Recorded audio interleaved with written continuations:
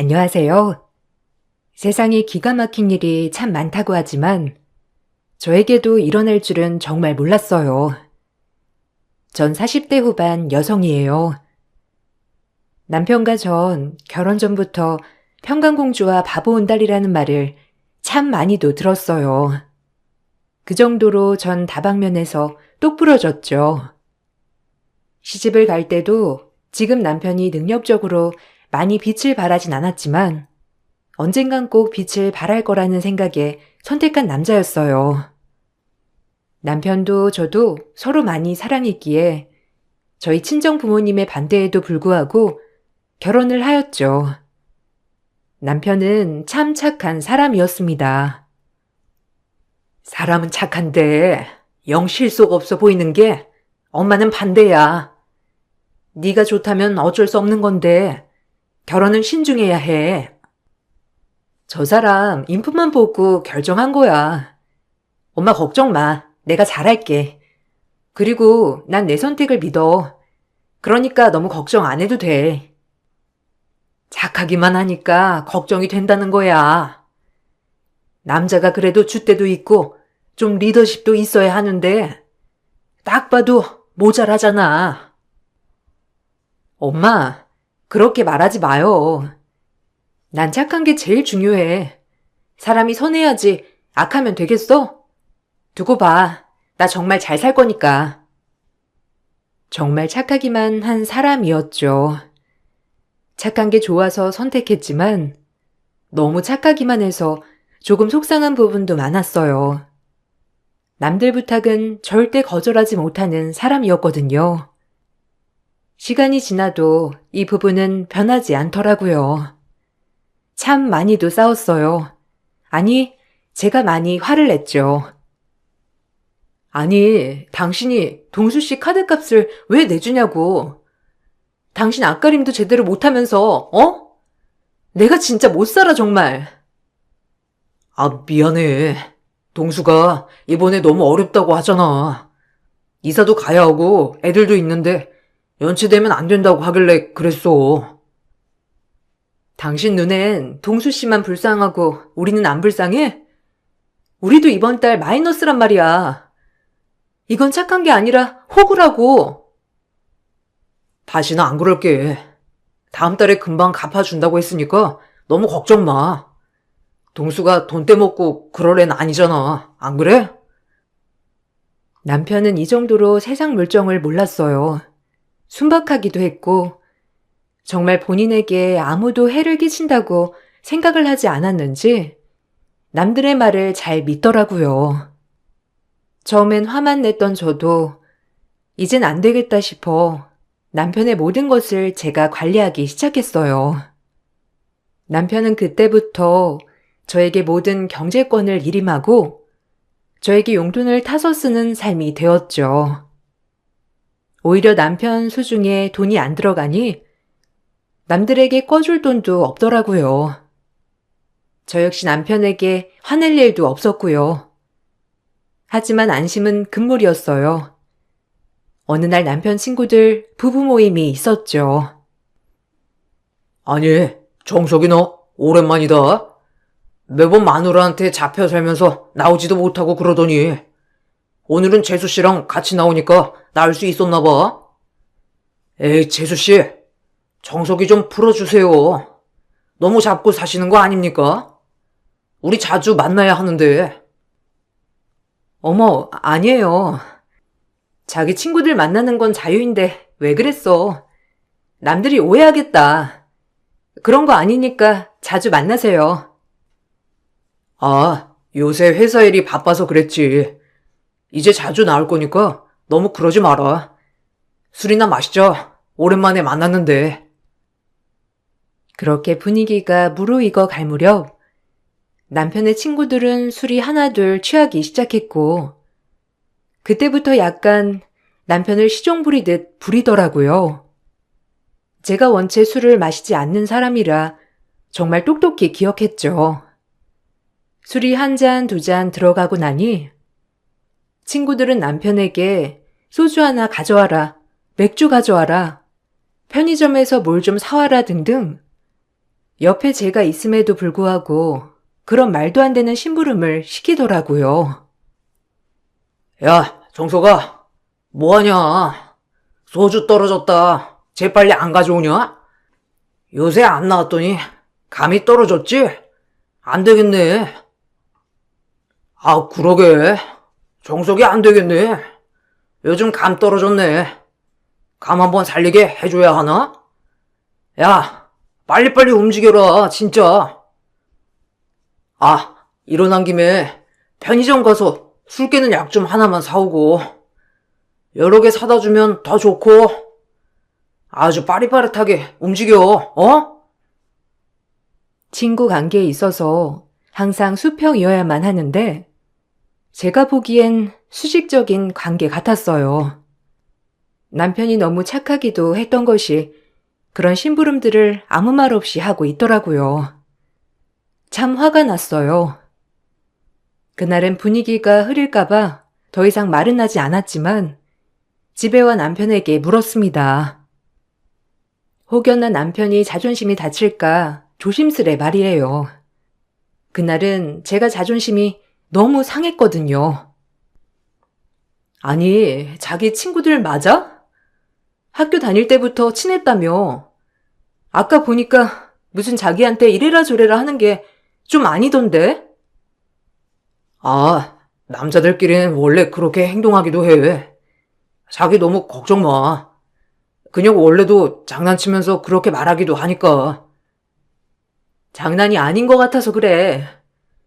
자기가 진짜 거기 직원도 아닌데 소주 가져오고 술 깨는 약 사오고 내가 다 화가 나던데? 친구들이 원래 짓궂어서 원래 자기 없을 땐 그 정도는 아닌데 또 괜히 자기 와이프들이 있다고 허세 떠는 거지 뭐. 아무튼 난 기분 너무 나쁘더라. 좋아 보이지도 않고 다신 그러지 마. 정말 그렇게 보이니까 당신이 뭐가 아쉬워서. 알겠어. 기분 나빴다면 미안해. 자기 생각도 좀 해야 하는 건데 자기 기분까진 내가 생각하지 못했네. 남편이 잘못한 건 아니었지만 그날 남편이 미안하다고 하더라고요. 저는 마음이 너무 좋지 않았죠. 다시 대수롭지 않게 지내고 있을 무렵 잠을 자고 있었어요. 그러다 남편 핸드폰으로 진동이 계속 울리더라고요. 진동 소리에 잠을 깨서 보니 남편이 나갈 채비를 하고 있더라고요. 지금 뭐 하나 싶어 남편에게 놀라서 물었죠. 남편은 또 대수롭지 않게 얘기를 하더라고요. 아니, 자기 이 시간에 뭐 해? 어디 가려고 지금 옷을 입는 거야? 지금 새벽 2시야. 한참 잘 시간에 뭐 하는 거야? 아, 진성이가 술을 너무 많이 먹었다고 해서 걱정되길래 운전이라도 해주려고 하지. 자기 졸리면 얼른 자. 나 금방 갔다 올게. 뭐라고? 아니, 술 취했으면 대리를 부르라고 해. 왜 자기가 나가? 아니, 진짜 자기가 무슨 그 친구들 시종이라도 되는 거야? 아니, 친구끼리 이런 거 도와줄 수도 있지. 자기 너무 예민한 거 아니야? 금방 다녀올게. 요 앞이라서. 걱정 마. 남편은 그러곤 나가버렸어요. 벙 찌더라고요. 남편이 워낙 착한 건 알았지만 이 정도로 호구일 줄은 몰랐거든요. 아마도 인간관계에 있어 늘 베풀고 웃어넘기고 착하다 보니 이것이 사람들의 이용거리가 된 것이라고 전 생각했어요. 정말 화가 났죠. 내가 사랑하는 사람을 남들은 그렇게 쉽게 부리고 이용한다는 생각에 말이에요. 전 이 문제를 심각하게 생각해 볼 필요가 있다고 생각했죠. 한참을 생각하고 있을 때 남편이 들어왔어요. 전 남편을 앉혀놓고 진지하게 얘기했죠. 남편도 제 이야기를 잘 들어주더라고요. 자기야, 내가 아무리 생각해도 이건 진짜 아닌 것 같아. 항상 보면 친구들 말을 그렇게 잘 들어줄 필요가 있을까? 뭐 우정은 소중하다고 하지만 자기는 너무 과한 것 같아서 안 그랬으면 좋겠어. 자기에게 우선순위가 있잖아. 안 그래? 자기가 친구들 부탁 거절한다고 만약 친구들이 보지 않는다고 하면 그건 거기까지가 우정인 거야. 안 그래? 내 생각이 틀렸어? 미안해. 어려서 그냥 난 남들 부탁 들어주는 게 더 편하긴 해서 늘 들어주다 보니까 이렇게까지 된 것 같아. 난 내 남편이 그렇게 지내지 않았으면 좋겠어. 자기가 충분히 착하고 너그러운 사람이라는 거 알아. 그렇지만 이건 착한 걸 넘어서서의 문제 같아. 만약 내가 봤을 때 다시 한 번 더 과하게 자기가 친구들을 챙겨주거나 했을 때 정말 못 참을 것 같아. 네 말도 일리가 있어. 내가 노력해볼게. 나한테 언제나 우선순위는 너니까. 너무 걱정 마. 미안하다. 괜히 나 때문에. 남편은 이것마저도 본인을 자책하더라고요. 말을 꺼낸 제가 미안했죠. 하지만 짚고 넘어가야 할 문제였기 때문에 후회하진 않았어요. 그리고 남편은 제 이야기를 들어주려고 많이 노력했죠. 남편은 착하기도 했지만 그래도 영특한 사람이었기에 본인이 하는 일 분야에서는 묵묵히 성실하게 일을 했어요. 제가 처음 반하게 된 계기도 그런 부분이었어요. 전 친정 부모님을 도와 임대업을 하고 있었기 때문에 사실 금전적인 여유는 많았어요. 남편은 평범한 회사원이었지만 본인 일을 열심히 하는 사람이었기에 그 부분을 너무 높게 샀었어요. 그런 사람이 남들에게 저런 취급을 받고 있으니 참 화도 많이 나더라고요. 남편이 너무 착해 경제적인 것을 제가 다 관리하는 것이 혹시라도 이 사람이 주눅이 들었나 하는 생각도 들더라고요. 자기, 돈 자기가 관리할래? 다른 사람들한테 금전적으로 도움 주지 않는다고 약속만 하면 다시 가져가는 거 어때? 아니야. 자기가 관리해. 돈 받아 쓰는 게 익숙하기도 하고. 자기가 돈 관리는 더 잘하잖아. 난 괜찮아. 아니야. 자기가 관리해. 남자가 돈이 좀 있어야지. 나도 느끼는 게 많아. 한번 자기가 관리하면서 돈 잘 굴려봐. 전 그렇게 남편에게 다시 돈 관리를 맡겼죠. 남편은 처음엔 부담스럽다고 하였으나 내심 관리를 하게 되니 더욱더 잘하더라고요. 그리고 생각보다 돈을 굴리는 능력도 있었고요. 남편의 이런 모습은 저에게 참 신선하게 다가왔죠. 하지만 남편에게 이제 돈이 있다는 소식이 들어가자 개미대들이 꼬이더라고요. 안 그래도 착한 남편, 또 돈 때문에 혹시 이용당할까 신신당부를 했죠. 그래서 그런지 남편도 이번엔 마음가짐이 다르더라고요. 전 남편을 믿어보기로 했어요. 또 동수 씨지? 절대 안 돼. 나 자기한테 돈 관리 맡긴 거 정말 자기 믿으려고 그런 거야. 그러니까 자기도 믿음을 줘. 알겠어. 이번에 실망시키지 않을게. 네가 제일 중요하다니까. 그러니까 이번엔 날 믿어봐. 나도 실망시키지 않을게. 또한 친구들에게 너무 착하기만 했던 남편은 제 부탁으로 친구들을 조금씩 끊어내고 한결 편안해 보이기도 했어요. 가끔 남편의 문자를 들여다볼 때면 친구들이 아주 입에 담지 못할 욕을 하기도 했지만 그런 사람들은 애써 무시하라고 했죠. 와, 네가 이런다 이거지? 우리 17년 친구 아니었냐? 참나. 결혼하더니 정말 돌변이네. 네가 이럴 수 있냐? 너무한다. 좀 대리 좀 해달라는데 그거 하나 못 해줘? 우리 친구 맞냐? 내 인생에서 너란 친구는 지울 거다. 그렇게 알아라. 친구들의 문자를 보고 나니 할 말이 없었죠. 정말 친구들에게 남편은 호구였어요.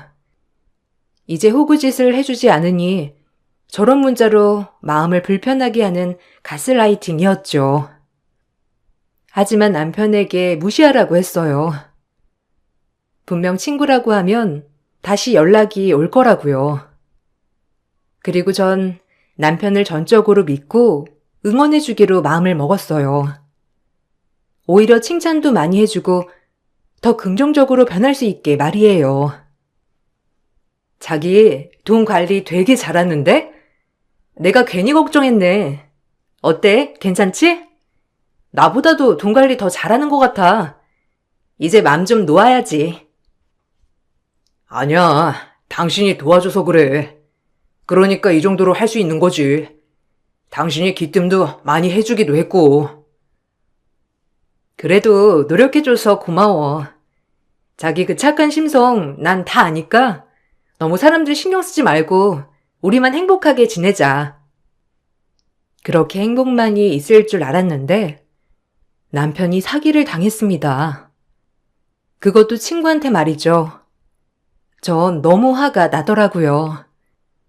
그렇게 차단을 하고 주의를 줬건만 결국 친구 때문에 남편은 사기까지 당하고 말았죠. 남편의 친구들은 그 정도로 저희에게 도움이 되지 않았어요. 화도 너무 났지만 실망한 남편에게 위로라도 해줘야겠다는 마음도 있었죠.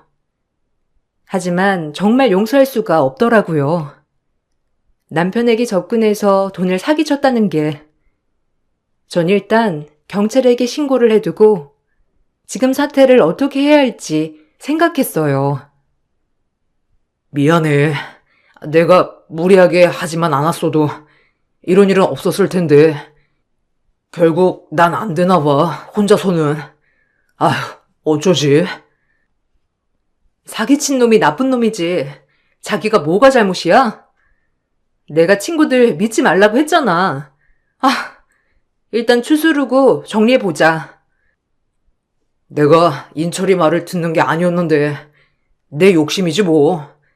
이래서 욕심 부리면 안 된다니까. 미안해 정말. 남편이 엄청 자책을 하더라고요. 그렇게 남편은 이제서야 믿을 사람은 아무도 없구나라고 생각하는 것 같았어요. 너무 속상했지만 오히려 이 기회에 남편도 많이 배웠겠구나 생각을 했죠. 그렇게 7년 남편은 밤낮 없이 본인이 사기당한 걸 메꾸려고 사방팔방 열심히 뛰어다니며 일을 했습니다. 그리고 저도 제 일에 조금 더 집중하며 7년을 보냈죠. 힘든 나날 일도 있었지만 옆에서 저렇게 사방팔방 열심히 뛰어다니는 남편을 보니 미소가 지어지더라고요.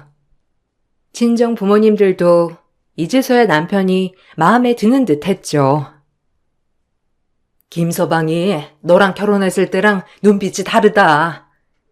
선한 건 있었는데 이제 좀 악바리가 있어졌달까? 진작 절해야지.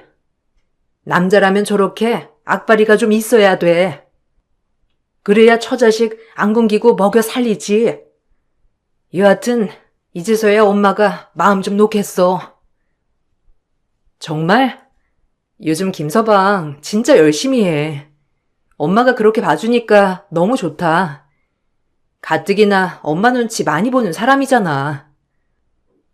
엄만 너 걱정되니까 그랬던 거지. 이젠 마음 편해졌어. 저런 마음 갖고 살면 안 될 수가 없지. 잘 됐다. 김서방도 이제서야 느끼는 게 많은 거지. 사람이 물렀었는데 이제 좀 강단이 있어 보이잖니.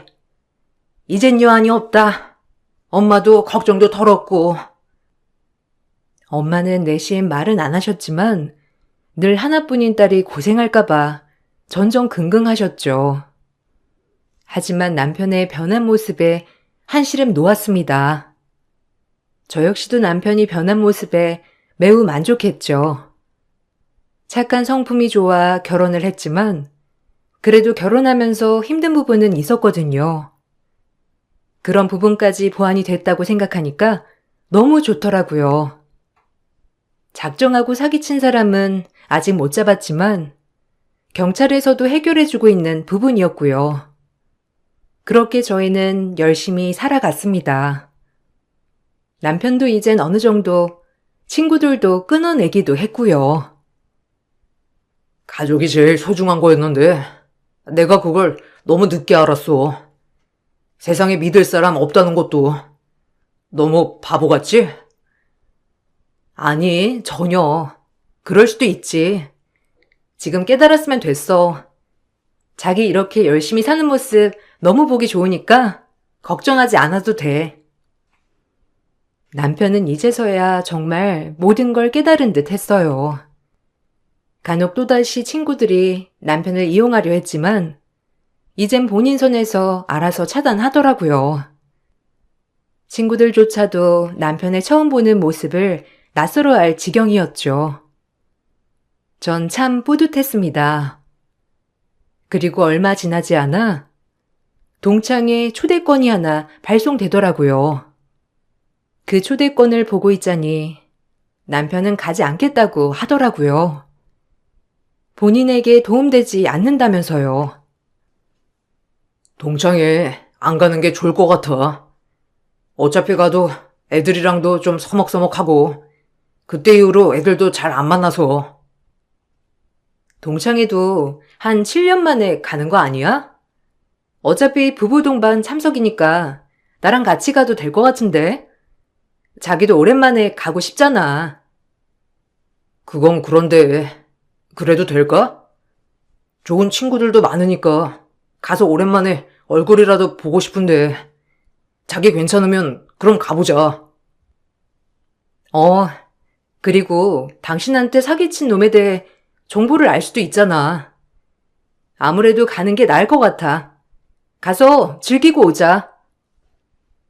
그렇게 남편과 같이 동창회에 방문하기로 했어요. 저 역시 남편을 이용했던 친구들을 다신 보고 싶지 않았지만 혹시나 남편에게 사기친 동창을 만날 수 있지 않을까 하는 생각에 가고 싶었죠. 그렇게 정말 오랜만에 남편 친구들을 만나는 날이 되었어요. 남편도 많이 긴장한 건 마찬가지였죠.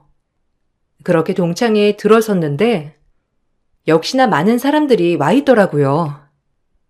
저희를 보자 남편의 친구였던 사람들이 비아냥대기 시작하더라고요. 남편이 이제 호구짓을 하지 않으니 아무래도 남편을 깔아뭉개고 싶었던 것 같아요.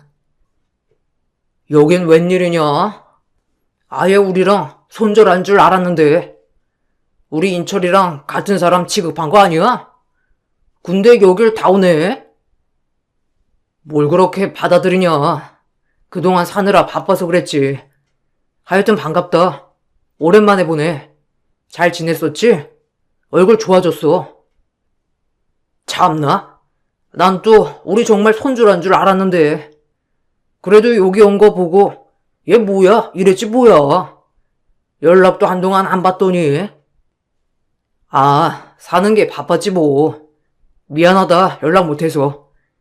그 애 그렇게 있고 나서 진짜 정신없이 앞만 보고 달렸어. 여유가 없었지 뭐. 돈 떨어져서 온 건 아니고 혹시라도 돈 빌릴 거면 바로 차단이다. 인간관계 어떻게 될 줄 알고 돈을 빌려줘. 안 그래? 오히려 저희가 동창회에 들어서니 저희가 사기를 당해서 굉장히 어려운 줄 아는 사람들이 많더라고요. 남편 친구들도 그렇고 말도 꺼내기 전에 바로 차단부터 들어갔죠. 그것을 보고 있으니 정말 모 눈엔 뭐만 보이는구나 라는 생각이 들더라고요. 친구들은 그렇게 남편에게 또 한 번 비아냥대더라고요. 신경 쓰지 않았습니다. 인성들이 저러한 것을 어찌하나 싶었죠. 그렇게 자리에 착석하여 혹시라도 무슨 정보라도 들을까 싶어 앉아있는데 남편 친구들의 부인들이 와서 속을 뒤집더라고요. 어머, 정석 씨, 요새 소식 들었는데 잘 안 나온다면서요? 아니, 저는 그렇게 집에서 아내가 남편 꽉 잡고 있는 것도 이해가 안 가더라고요. 어떻게 하면 그렇게 남편 꽉 잡고 사는지 비법 좀 알려줘요. 아니, 얘기 들어보니까 꽉 잡고 사신다는데? 그러게요. 우리 남편한테 물어보니까 정석 씨가 결혼하고 정말 돌변했다던데요? 근데 너무 그러지 마요. 뭐가요? 아니, 무슨 얘기를 들으셨길래? 그냥 가까이 하는 게 좋아 보이지 않아서 그랬던 건데 다들 단단히 오해하고 있나 보다. 좋은 친구였으면 과연 제가 그랬을까요? 다들 남편들 언제쯤 들어오세요? 그게 좋으세요? 그렇다면 어쩔 수 없죠 뭐. 제가 이렇게 맞받아치자 남편 친구들 와이프는 말이 없었어요. 그 남편의 그 부인이었죠. 그러다 그 부인 한 명이 저에게 얘기하더라고요. 듣고는 너무 어이가 없었죠. 그리고 기가 막혔어요. 그리고 코를 납작하게 해줘야겠다고 생각했어요. 우리 부부를 어떻게 봤으면 이런 모임에서조차 무시할 수 있는지 정말 얼토당토 않더라고요. 역시나 다들 상종을 하지 말아야겠다고 생각했죠. 이번 모임만 가지고 다신 발길하지 않으리라는 생각을 가지고 있었죠. 멀리하겠다 생각하면서요. 아니 근데 그때 보니까 고시텔에서 나오던데 내가 고시텔에서 나오는 거 봤어요. 아니 어쩌다 그때 사기 당했다고 들었는데 많이 힘드신가 보죠? 그러게 똑 부러지신 분이 결혼 좀 잘하시지 안 그래요? 그렇게 똑 부러지면 뭐하나? 어머머 정말요? 아니 나도 들었잖아. 요새 많이 힘들어요? 그래도 여기 나온 거 보니까 좀 살만은 한가 보죠? 뭐라고요? 아니 남이야 고시텔에 살든 기아집에 살든 그게 그렇게 중요한가요? 뭔가 단단히 착각하고 계시는데 그런 고시텔 같은 대형 건물 9채가 제 명의예요. 어쩜 좋을까요? 시집도 잘 갔고 재산도 잘 불리고 있는데 배 아파서 어째요? 제 말이 끝나자마자 그들은 얼굴이 사색이 되더라고요. 고시텔에서 사는 줄 알았던 제가 그런 건물 9채나 가지고 있다는 얘기를 들으니 화들짝 놀란 거죠. 그걸 떠나서 제 말을 엿들은 남편 친구 동창생도 얼굴이 썩어지더라고요. 얼마나 웃기던지. 아니 9채라뇨? 야 정석아, 네 와이프 말이 사실이냐? 건물이 9채라고? 아니 너 사기당해서 쫄딱 망한 거 아니었어? 그건 그냥 내가 관리하고 있던 금액 일부분이 사기당한 거고 원래 가지고 있던 건물들이야 저건. 왜요? 쫄딱 망해서 이제 친구고 호구고 절대 볼 일 없겠다 해서 막말했는데 그런 사람이 건물 9채라고 하니까 기겁할 정도로 놀랄 일인가 봐요? 그렇게 이용해 먹던 정석 씨가 경매의 재주가 있더라고요. 어찌나 그렇게 척척 잘도 아는지 조금만 코치해주면 시기 좋게 매번 저렴하게 낙찰받아온 게 오르고 오르더라고요. 안목이 있는 거죠. 여기 나온 건 그나마 인철씨 소식이나 좀 들을 수 있을까 해서 왔는데 다들 저희가 돈 빌리러 오신 줄 알았나 봐요. 기가 막혀라. 아니, 한동안 연락도 없던 애가? 아니 그럼 말 좀 하지 자식아. 우리가 얼마나 힘든지 알면서 친구 좋다는 게 뭐냐? 저의 말이 떨어지기 무섭게 동창생들은 하나둘 몰려오더니 남편 곁으로 몰리기 시작했어요. 아까는 인간관계에 돈 문제는 얽히면 안 된다고 하던 사람들이 지금은 너나 할 거 없이 친구 좋다는 게 뭐냐면서 들러붙기 시작했죠. 정말 어이가 없었어요.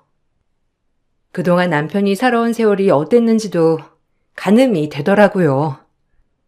항상 쓰면 뱉고 달면 삼키는 그런 인간들 사이에서 말이에요. 아까랑 너무 다른 거 아닌가요? 아까는 돈 문제는 절대 엮이면 안 된다더니 지금은 무슨 친구 좋은 게 뭐냐니. 다들 이 사람 많이 무시하셨죠? 당신들이 함부로 무시해도 될 사람 아니라는 거예요. 아셨어요? 어디서 무시를 하고 있어? 아니, 그건 사기도 당했고 하니까 혹시라도 돈 필요할까봐 그랬죠. 그게 아니라면 그럴 이유는 없고요. 그리고 있는 사람은 우리같이 없는 사람 도와줘도 되는 거 아닙니까? 막말로 얘가 원래 순에 빠졌는데 진짜 누구 만나서 이렇게 됐는지, 아휴. 뭐라고요? 당신들이 인간이야? 한 사람 바보 만들고 이용하려 들고 나 절대 그 꼴 못 봐. 알겠어?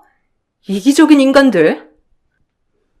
사실 남편은 7년 동안 저와 함께 일과 경매에 매달렸어요. 본인이 하고자 하는 회사와 경매를 병행하는 게 쉽지 않았을 테지만 정말 노력하더라고요. 본인 잘못을 덮으려고 부단히 애를 썼죠.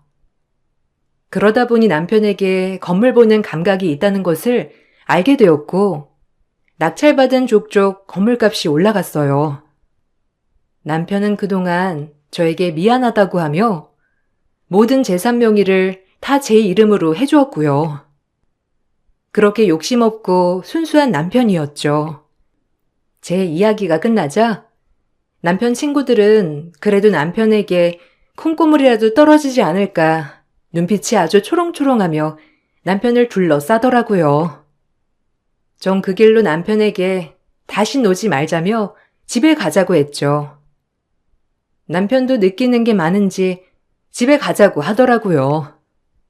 그리고 남편이 한마디 하더라고요. 그동안 친구라고 믿은 자들한테 말이죠. 내가 학교 다닐 때부터 싸우는 것도 싫고 좋은 게 좋은 거다 생각하며 너희 뜻대로 다 들어줬는데 다 부질없었어. 너희가 적어도 나를 호구가 아닌 친구로 생각했다면 이럴 순 없었겠지. 인철이한테 사기당한 거 알고서도 너희는 그냥 내가 바보라고만 생각했겠지. 역시라고 하면서. 그래도 난 너희들이 친구라고 한 번쯤은 보고 싶었다. 근데 오늘 와보고 확실히 알았어. 역시는 역시더라. 그래, 잘 지내. 나 같은 친구 너희한텐 필요 없었겠지. 이제 볼 일 없겠다. 정말로 잘 지내라. 여보, 가자. 남편의 말로 다들 침묵하더라고요. 그렇게 저희는 동창회를 나섰어요. 남편이 참 안쓰럽더라고요. 그나마 친구들이라고 믿었는데 다 하나같이 저 모양이니까요. 그래도 남편은 더 씩씩하게 행동하더라고요. 며칠이 지나고 남편에게 모르는 번호로 연락이 오더라고요. 그 사기꾼 놈이었습니다. 동창생 누군가한테 들었는지 저희가 알부자라고 들었나 봐요. 전 일단 꼬셔서 나오라고 하라고 했죠. 그렇게 저희는 만발의 준비를 했어요. 그 사기꾼을 만나기 위해서 말이죠. 얼마나 기쁘던지. 아니, 정석아, 미안하다. 내가 염치가 없어서 그동안 연락을 못했어. 나도 숨어 다니는 것도 지치고 좀 만날 수 있을까? 아, 야, 너 어디야? 그래, 만나자. 만나서 얘기해. 밥은 잘 먹고 다니는 거야? 하여튼 주말에 거기서 봐. 그래. 결국 남편과 그 사기꾼의 만남이 성사가 되었어요. 그리고 저흰 경찰에게 얘기를 하고 경찰이 잠복하고 있을 즈음 남편과 그 친구가 만나게 되었죠. 그 친구는 몇 년 동안 뻔뻔하게 잠수를 타놓고 남편에게 과하게 아는 척을 하더라고요. 기가 막혔죠. 그리고 뻔뻔하게 잘 지냈냐며 얘기를 건네는 사기꾼. 정말 어이가 없었어요. 아마 저희 남편이 쉽게 용서해 줄 거라고 착각하는 것 같았죠. 잘 지냈냐? 미안하다. 나도 형편이 너무 안 좋아서 그랬어. 이해하지? 너 원래 마음 따뜻한 놈이잖아. 그래서 말인데, 내가 좀 들었거든, 애들한테. 너 그 돈 아니어도 살만하다고. 저 혹시, 이번엔 진짜 제대로 된 정보인데, 내 말 한 번만 더 믿어볼래? 내가 무슨 염치로 또 거짓말을 하겠어, 안 그래? 그래도 항상 네가 마음에 걸렸는데, 이렇게 잘 살고 있다고 하니까 내 마음이 얼마나 놓이던지. 이번 한 번만 나 좀 믿고 투자해봐, 어? 진짜 너한테만 알려주는 거야. 그래서 연락 줘서 참 고마웠는데, 너도 참 변하질 않는구나. 또 나 속이러 나왔어? 참나. 내가 잘 산다고 하면 네가 나한테 저지른 죄가 없어지기라도 할 줄 알고 나한테 연락한 거야? 애들이 그러라고 하지? 나 착하고 호구니까 잘 구슬리라고? 야, 왜 화를 내고 그래? 너 안 갔다? 고등학교 땐 그렇게 말도 잘 듣더니 이제 돈 좀 있다고 사람 무시하는 거냐? 안 되겠네 이거. 좀 착하다고 내가 봐줬더니만 애가 돈 생기더니 눈이 횟가닥 돌았어. 안 그러냐? 내 말이 틀려? 말 좀 해봐. 그때 바로 잠복하고 있던 저와 경찰이 나타났죠. 그리고 바로 그 자리에서 남편 친구를 체포했어요. 전 어이가 없더라고요. 또다시 뻔뻔하게 남편을 속이려 했다는 그 자체가 말이에요. 경찰이 나타나자 남편 친구는 남편에게 쌍욕을 날리기 시작했죠. 야, 너 이럴 거야?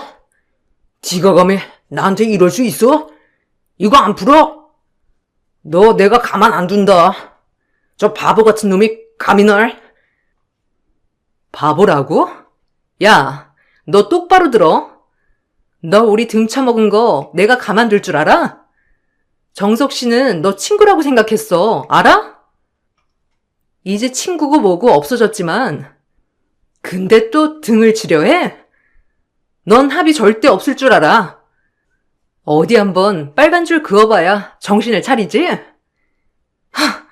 돈 있다고 하니까 홀랑 연락해서 다른 사기를 치려고 하다니. 너 같은 인간은 갱생도 불가야. 알아? 형사님, 데려가 주세요. 아, 재수씨, 잠시만요. 아니, 이것 좀 풀고 얘기해요. 야, 정석아. 나 친구야, 임마. 네 중마고 인철이라고. 그렇게 그는 구속되었어요. 사기꾼의 부인이 와서 저희에게 제발 합의 좀 해달라며 빌었지만 전 합의를 해주지 않았어요. 그날 와서 사과를 했다면 아마 합의를 해줬었겠죠. 하지만 그날도 남편에게 또 사기를 치려고 하는 걸 보고 저나 남편은 완전 마음을 굳혔답니다. 그렇게 남편의 모든 친구 관계는 끝이 났어요. 오히려 사업을 하면서 알게 된 사람들과 지금은 더 가깝게 지내고 있어요.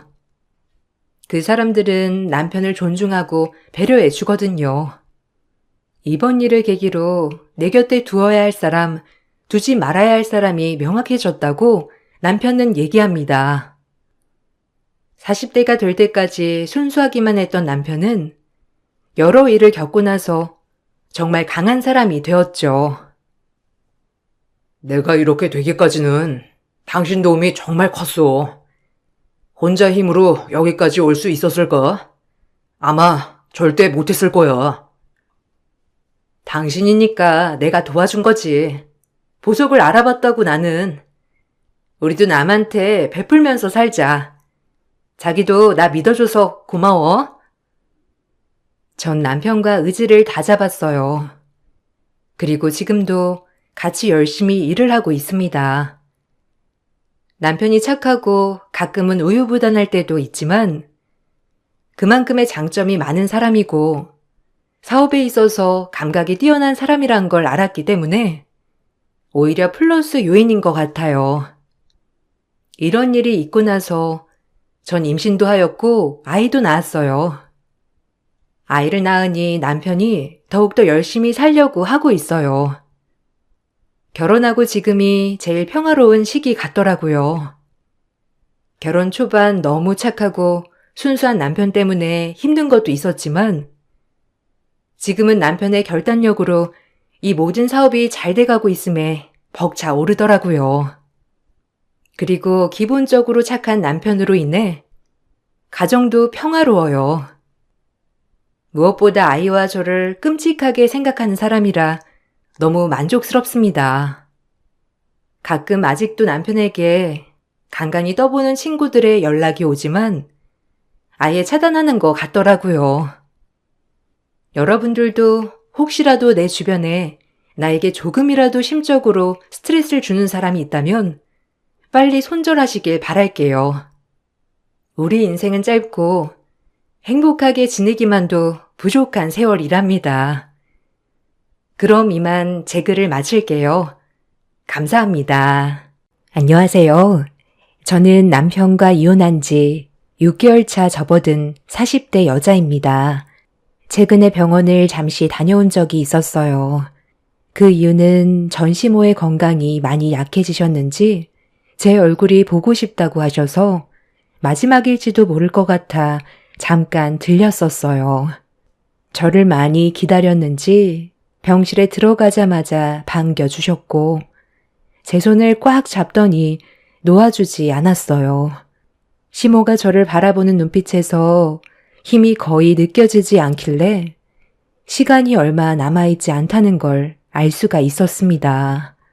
그래서 최대한 옆에 있어드리려 했는데 전 남편이 들어와 저와 눈이 마주쳤어요. 저와 시모에 대한 분노가 가득했던 그 사람은 저를 보자마자 난리를 치길래 어쩔 수 없이 집으로 돌아왔습니다. 본인이 잘못을 해놓고 남 탓을 하는 모습이 아직까지 정신을 차리지 못했다는 걸 알 수가 있었어요. 이렇게까지 관계가 틀어진 이유는 전 남편의 잘못된 행동이 불러온 결과였는데 본인의 입장은 다르다고 시모와 제가 내린 결정에 대해 아직까지 불만을 가지고 있습니다. 4년 전부터 시모의 건강에 적신호가 켜지게 되면서 저희 집에서 지내시게 되었는데 저는 시모와 함께 생활하는 거에 큰 부담이 없었던 반면 남편은 저와 반대로 상당히 불편해했어요. 그래도 건강에 문제가 생겨 도움이 필요하신 상태인데 남편은 온갖 불만을 겉으로 전부 다 표현하고 있었습니다. 시모가 저희 집에서 생활하기 전부터도 남편은 시모에 대한 불만이 상당했었어요. 이유는 시부가 돌아가신 뒤 남겨진 재산을 남편의 목 빼곤 일절 넘겨주지 않았거든요. 그런데 시모 입장에서도 다 그럴 만한 이유가 있었어요. 당연히 자식을 위해서라면 어려운 상황이라든지 돈이 필요할 때 모든 걸 꺼내서라도 도와주는 게 맞지만 제가 시모의 입장이었어도 남편을 도와주지 않았을 것 같습니다. 그만큼 남편의 행동에는 문제가 많았었죠. 시부가 살아계셨을 때도 그랬지만 남편은 돈에 대한 소중함을 많이 인지하지 못하고 있었어요. 그동안 살면서 시부모님의 그늘 아래 부족함 없이 커서 그런지 돈 떨어지면 시부모님한테 손을 벌리면 된다는 생각을 항상 가지고 있었어요. 그렇다고 시부모님이 남편이 원하는 대로 해주는 성격도 아니었지만 저와 아이들이 걱정이 돼서 어쩔 수 없이 금전적인 도움을 주셨습니다. 남편은 회사에 다니는 걸 상당히 싫어해서 오래 다니는 꼴을 못 봤어요. 길어야 6개월 정도였는데 항상 그만두기 한 달 전쯤에 회사에 대한 불만을 가지고 있었습니다. 정말 아이들 때문에 참고 사는 거지. 애들만 없었어도 바로 이혼 서류 던졌을 텐데 그렇게 하지 못한다는 현실이 너무 답답하기만 했어요. 시부가 살아 계셨을 땐 중간에서 남편을 통제했기 때문에 눈치 보이니까 어쩔 수 없이 회사를 다녔었는데 시부가 떠나시고 시모 혼자 계시게 되자 남편은 제멋대로 행동하면서 돈을 흥청망청 쓰면서 살았습니다. 돈 관리를 제가 하고 싶어도 자기가 벌어들인 돈에 대해서는 일절 관여하지 못하게 했어요. 저도 일을 하고 있었던 상황이라 그나마 입에 풀칠하고 있는 건데 남편은 10년 동안 가족을 위해 한 일이 아무것도 없었습니다. 이런 어려운 상황 속에서 시모의 건강까지 문제가 생기게 되자 남편은 지갑을 열지 않는 시모가 하루빨리 세상 떠나길 손꼽아 기다리고 있었어요. 아무리 우리 엄마라지만 정말 너무한 거 아니야? 자식이 돈 좀 달라는데 어떻게 거절을 할 수가 있어? 자식이 도와달라는데 모른 척 한다는 게 말이 되냐? 아니, 내가 어머님이었어도 당신한테 10원 하나 주지 않았을 거야. 돈에 대한 중요함을 너무 모르잖아. 벌써 또 통장이 바닥난 거야? 도대체 왜 그렇게 살아? 언제까지 어머님이 도와줘야 되는 건데? 당신 내일 모레면 50인데 아직까지도 어머님한테 손을 벌릴 생각을 하면 어떡해? 우리 애들은 생각 안 해? 당신이 앞으로 일할 수 있는 시간이 얼마나 될 것 같은데 그 전에 우리도 자리 잡고 안정적인 생활을 유지해야 될 거 아니야. 나 혼자 일해서 아이들 키울 거면 뭐하러 같이 살아? 차라리 이혼하는 게 낫지. 나는 당신이 좋아서 옆에 붙어 있는 게 아니라 그래도 아빠니까 아이들이 조금이라도 의지하는 부분들이 있을까봐 참고 사는 거야. 지금 어머님 몸 상태가 많이 안 좋아지셨어. 밖에서 놀지만 말고 제발 옆에서 건강 좀 챙겨드려. 돌아가시면 후회밖에 안 남는다고. 누구나 늙으면 떠나게 되는 게 당연한 건데 4시간 느려서 뭐하러 옆에 붙어 있어? 어차피 내가 뭔 짓을 하든 오래 버티지 못하잖아. 그냥 가시라고 해. 그래야 전 재산 나한테 전부 다 들어오지. 나는 우리 엄마가 하루빨리 세상 떠나길 손꼽아 기다리고 있는 중이야. 조금만 버티면 돈도 들어오고 잔소리할 사람도 없으니 얼마나 좋아? 당신 앞으로 나한테 잘해야 될 거야. 그래야 콩고물이라도 떨어지지. 지금처럼 행동하면 국물도 없을 줄 알아. 어머님, 연명치료 거부하셨어. 병원에서 항암치료 받는 거 거절하셨다고. 앞으로 얼마나 버티실지 모르는데 그래도 마음 편히 보내드려야 하지 않겠어? 아, 나 좀 제발 그냥 놔둬. 누가 보면 당신이 딸인 줄 알겠다. 너 나한테 계속 이러는 거 엄청 속보이는 거 알아? 우리 엄마 그냥 요양원 보내면 되는 거지. 집에 데리고 들어온 건 너무 오버하는 거 아니냐고. 너한테 돈 좀 주겠대? 그래서 보살펴 달라고 그러디? 내 앞에서는 온갖 착한 척 다 하더니 너도 나랑 다를 게 뭐야? 돈 앞에서는 다 똑같아지는 거라고.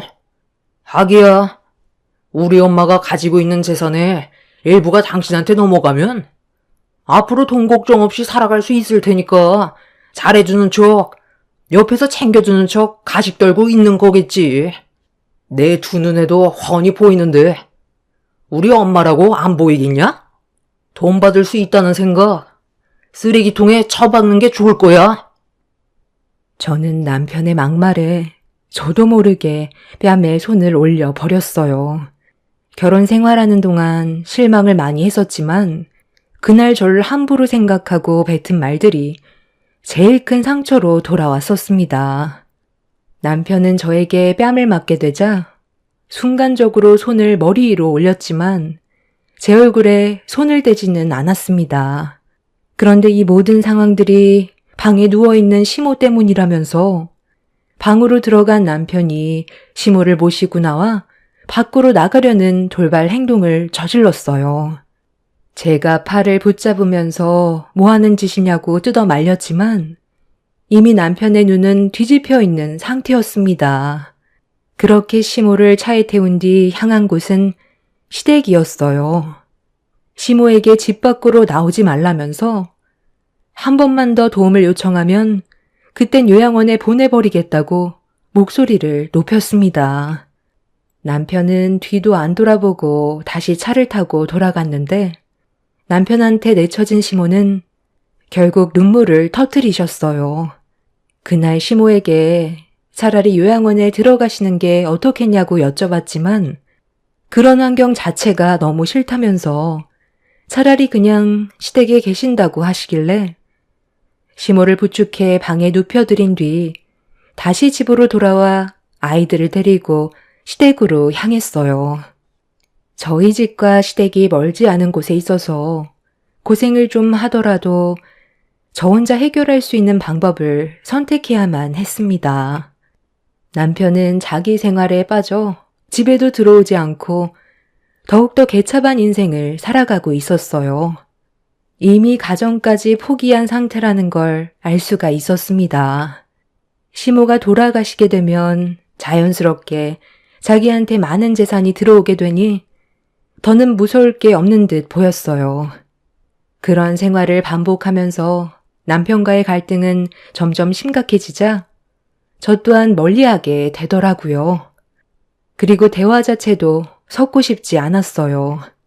시모가 세상을 떠나면 남편과의 관계도 정리를 해야겠다고 생각하면서 시모를 보살펴 드리고 있었는데 저를 한참 동안 바라보시더니 미안하다는 말을 하셨어요. 남편을 제대로 가르치지 못한 당신 잘못이라고 앞으로 저와 아이들이 살아가게 될 삶들을 걱정하셨습니다. 저 또한 날이 가면 갈수록 건강이 악화가 되시는 시모의 몸 상태 때문에 고민이 많았어요. 폐암으로 시작이 되었지만 이미 몸 구석구석 암세포가 전이돼서 자리를 잡고 있는 상태라 하루가 다르게 시모의 몸은 급격하게 안 좋아졌어요.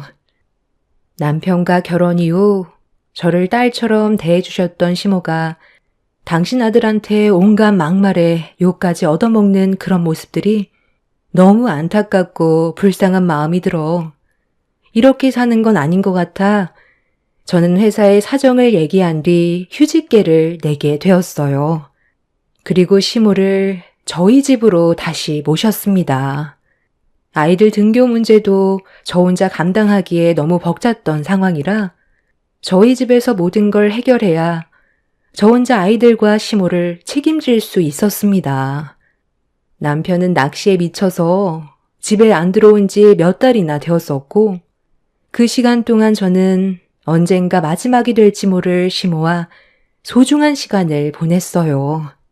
낮보다 밤에 기침을 많이 하셨던 시모가 어느 날부터인가 낮에도 기침을 많이 하셔서 편하게 누워 계시지 못하시길래 병원에 가는 게 좋을 것 같다고 했지만 끝까지 가고 싶어 하지 않으셨어요. 저는 고집 부리는 것보단 제대로 된 약 처방을 받는 게 좋을 것 같다며 구급차를 부르려는데 몸 좀 진정이 되면 그때 생각해보자고 누워 계시고 싶어 하시길래 이런 상황들이 저도 많이 답답했었습니다. 열도 쉽게 떨어지지 않아 오전에 해열제를 드린 걸로는 안 될 것 같아 해열제를 또 드리려고 거실로 나와 주방 테이블에 있는 약에 손을 쥐고 있는데 갑자기 현관문 비밀번호를 누르는 소리가 들렸고 남편이 만취가 된 상태로 양손에 낚시로 잡은 물고기를 한가득 가지고 들어왔어요. 저를 빤히 쳐다보던 남편은 테이블 위에 올려져 있는 타이레놀과 약봉투들을 보더니 한숨을 푹 쉬면서 동네가 떠나갈 정도로 막말을 퍼붓고 제 뺨에 손까지 올렸어요. 너 지금 나랑 뭐 하자는 거야? 그 약들 전부 다 뭔데? 내가 함부로 나대지 말라고 했을 텐데. 아파서 돼지든 말든 그냥 내버려 두라고 했잖아.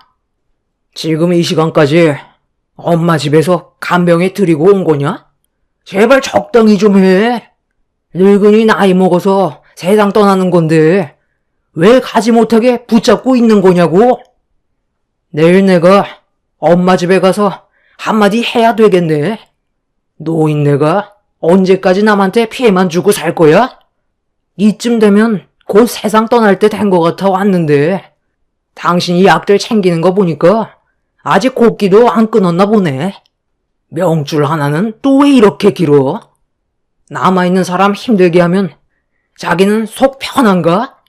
고려장이 합법화돼야 이 세상의 늙은이들 뿌리를 뽑을 수 있을 텐데.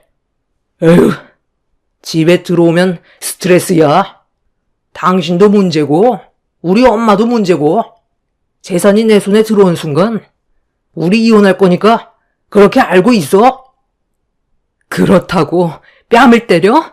너는 한평생 그 나이에 머물러 있는 줄 아나 본데 너도 곧 50이고 고기 한 번 더 돌리면 6, 70 금방이야. 그때 돼서 우리 애들이 당신한테 나이 먹었다고 막말하면서 고리장 하겠다고 하면 기분 좋겠어? 어머님도 저런 몸 상태를 원하지 않으신다고. 당신이 자식이면 끝까지 도리는 다 해야 될 거 아니야. 나도 어차피 어머님 잘못되시면 당신이랑 함께 살 이유 전혀 없어. 누구는 이혼 안 하고 싶어서 버티고 있는 줄 알아? 그리고 어머님, 지금 저 방에 누워 계셔. 당신이 하는 말 전부 다 듣고 계신다고. 술 퍼먹고 들어왔으면 곱게 들어가 잠이나 자. 나도 지금 상당히 힘든 상황이라 너까지 이러는 거 받아줄 여유 없으니까 그만 들어가라고. 너 방금 뭐라고 그랬어? 엄마가 이 집에 들어와 있다고? 내가 분명 쓸데없는 짓 하지 말라고 했지? 그래서 약봉지 챙기고 있었던 거냐? 어머니, 지금 여기서 뭐 하는 건데요? 저는 돌아가는 거 보고 싶어서 작정했어요? 왜 이렇게 나를 힘들게 하는 건데요? 그냥 좀 내 눈앞에서 사라져 버리라고요. 너 지금 엄마한테 말 다 했니? 내가 그동안 너를 어떻게 키웠는데 그런 막말을 할 수가 있어? 해달라는 거 다 해줬으면 조금이라도 감사해야 되는 거 아니야? 감사요? 자식한테 감사를 바라는 것 자체가 너무 웃기지 않아요? 누가 이 세상에 태어나고 싶다고 했어요? 엄마 때문에 제 인생이 불행한 건 안 보이나 봐요.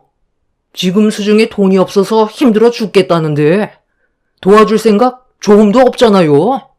제가 왜 이런 고통을 겪으면서 살아야 되는 건데요? 엄마만 떠나면 그 재산 전부 나한테 들어올 테고 그럼 남은 인생 걱정 없이 이 세상 살아갈 수 있을 텐데 제가 바라는 건 딱 그거 한 가지예요. 엄마의 그 질긴 명줄 빨리 끊기는 거. 그때가 하루빨리 와야 엄마한테 감사한 마음이 들 것 같은데요. 시모는 막말을 퍼붓는 남편의 모습에 많은 실망을 했는지 몸을 천천히 일으켜 남편한테 다가가 시모가 가지고 있는 온힘을 다해 뺨에 손을 올려 버렸어요. 뺨을 맞게 된 남편은 시모에게 정신 나갔냐고 소리치더니 시모의 몸을 강하게 밀쳤습니다. 말릴 새도 없이 순식간에 일어난 상황이라 쿵 하는 소리와 함께 정신을 잃게 된 시모의 모습을 보게 된 저는 비명을 지르면서 떨리는 손으로 119에 도움을 요청했어요. 남편은 그 정도로 떠나지 않는다면서 방으로 들어가 침대에 누워버리길래 저 또한 화가 머리끝까지 올라와 남편한테 정신 차리라며 찬물을 냅다 부어버렸어요. 그리고 경찰서에 신고해서 남편 좀 잡아가 달라고 도움을 요청하게 되었죠. 찬물을 뒤집어 쓴 남편은 아이들이 보고 있는 앞에서 집안의 물건들을 전부 다 때려 부수고 한바탕 난리를 쳤어요. 저는 아이들이 다치기라도 할까봐 밖으로 내보낸 뒤 깨어나지 못하는 시모 옆에서 남편이 집어던지는 물건들을 온몸으로 받아내었습니다. 이미 이성을 잃어버린 남편이 술까지 마셔서 눈에 뵈는 게 없는지 손에 잡히는 대로 물건을 집어 던지다 보니까 던진 물건이 시모에게 떨어지게 될까봐 몸으로 막을 수밖에 없었어요. 그렇게 구급차와 경찰들이 집에 들어오면서 상황은 마무리가 되었고 남편은 경찰에게 붙잡혀서 서로 향하게 되었습니다. 저는 아이들을 차에 올려 태운 뒤 구급차를 뒤따라갔고 시모는 병원에서 응급치료를 받았어요. 이미 정상적인 몸이 아니었기 때문에 기력이 많이 떨어져서 쉽게 정신을 잃었던 거였습니다. 병원에서는 시모가 어떤 몸 상태인지 정밀 검사를 시작했어요. 예전보다 확실히 건강은 악화가 되어 있었습니다. 의사는 항암 치료로 좋아질 수 있는 상황은 아니라면서 집에서 생활하는 것보단 병원에서 생활하는 게 그래도 고통을 덜 수 있다는 말에 의사의 말을 따르게 되었고 한참 뒤에나 깨어난 시모는 좀 전에 있었던 남편의 충격적인 행동들로 인해 너무 큰 상처를 받은 듯 보였어요. 그날 시모는 저에게 잠깐 핸드폰 좀 빌려달라고 하시더니 누군가와 통화를 진행했습니다. 그렇게 간단한 통화를 끝낸 뒤 2시간 정도 지나자 누군가가 병실 문을 노크하면서 들어왔어요. 시모와 알고 있는 사이였는지 반갑게 인사를 주고받고 있었습니다. 저는 조심스럽게 시모에게 누군지 여쭤보자 앞으로 모든 일들을 처리해줄 시모 변호사 대리인이라면서 진지하게 대화를 이어나갔어요. 지금 이 시간부로 이분이 나를 대신해서 모든 일을 처리해 줄 거니까 도움이 필요하면 고민하지 말고 얘기하면 된다.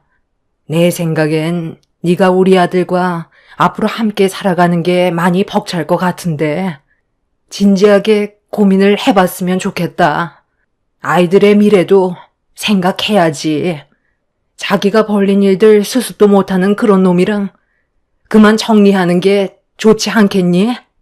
지금도 저러는데 나까지 세상 떠나게 되면 얼마나 더 난리를 치겠소? 다른 건 생각하지 말고 너와 아이들만 신경 써라.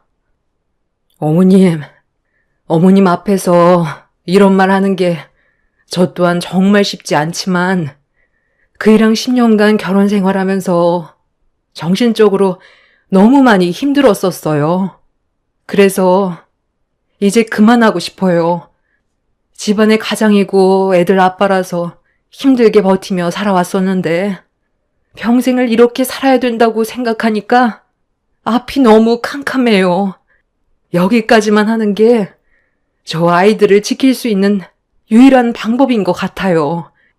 변호사님이 이혼하는 걸 도와주실 수 있으신가요?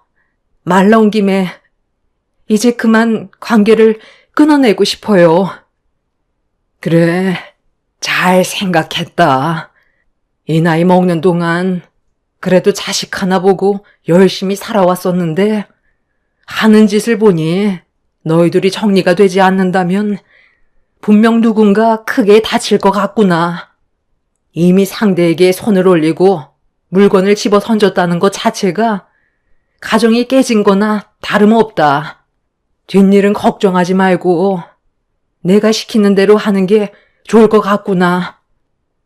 시모는 옆에 앉아있는 변호사에게 준비된 서류를 가지고 왔냐며 손을 내밀었어요.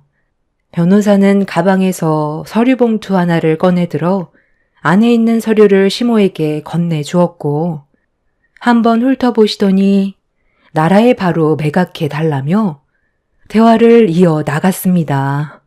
그리고 매각한 돈은 어려운 사람들을 위해 사용하고 싶다며 134억 등기를 변호사에게 다시 건네주었습니다. 그리고 저에게 건네준 서류는 이혼 서류였어요. 제가 이미 남편과 갈라설 마음이 있다는 걸 시모도 알고 있었어요.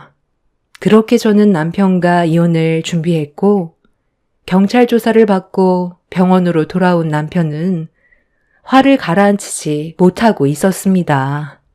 저는 그런 남편에게 이혼 서류를 건네주었어요. 제가 이혼하길 원한다고 하자 그 자리에서 조금의 망설임도 없이 이혼을 결정 지었습니다. 말 나온 김에 한 번에 처리하자면서 재산까지 전부 분할을 했어요. 남편은 제가 이혼 서류를 먼저 내밀어주길 기다렸다는 듯 서둘러 끝내고 싶어 하길래 저도 망설임 없이 끝낼 수 있었습니다. 그렇게 남편과는 법적으로 더 이상 부부가 아닌 남이 되었고 더는 어떠한 관계도 아니었어요. 친자 포기각서까지 받아낸 상황이라 두 번 다시 얼굴 볼 일도 없었습니다. 하지만 저는 할 도리는 해야 됐기에 시모 옆을 지켜드렸어요.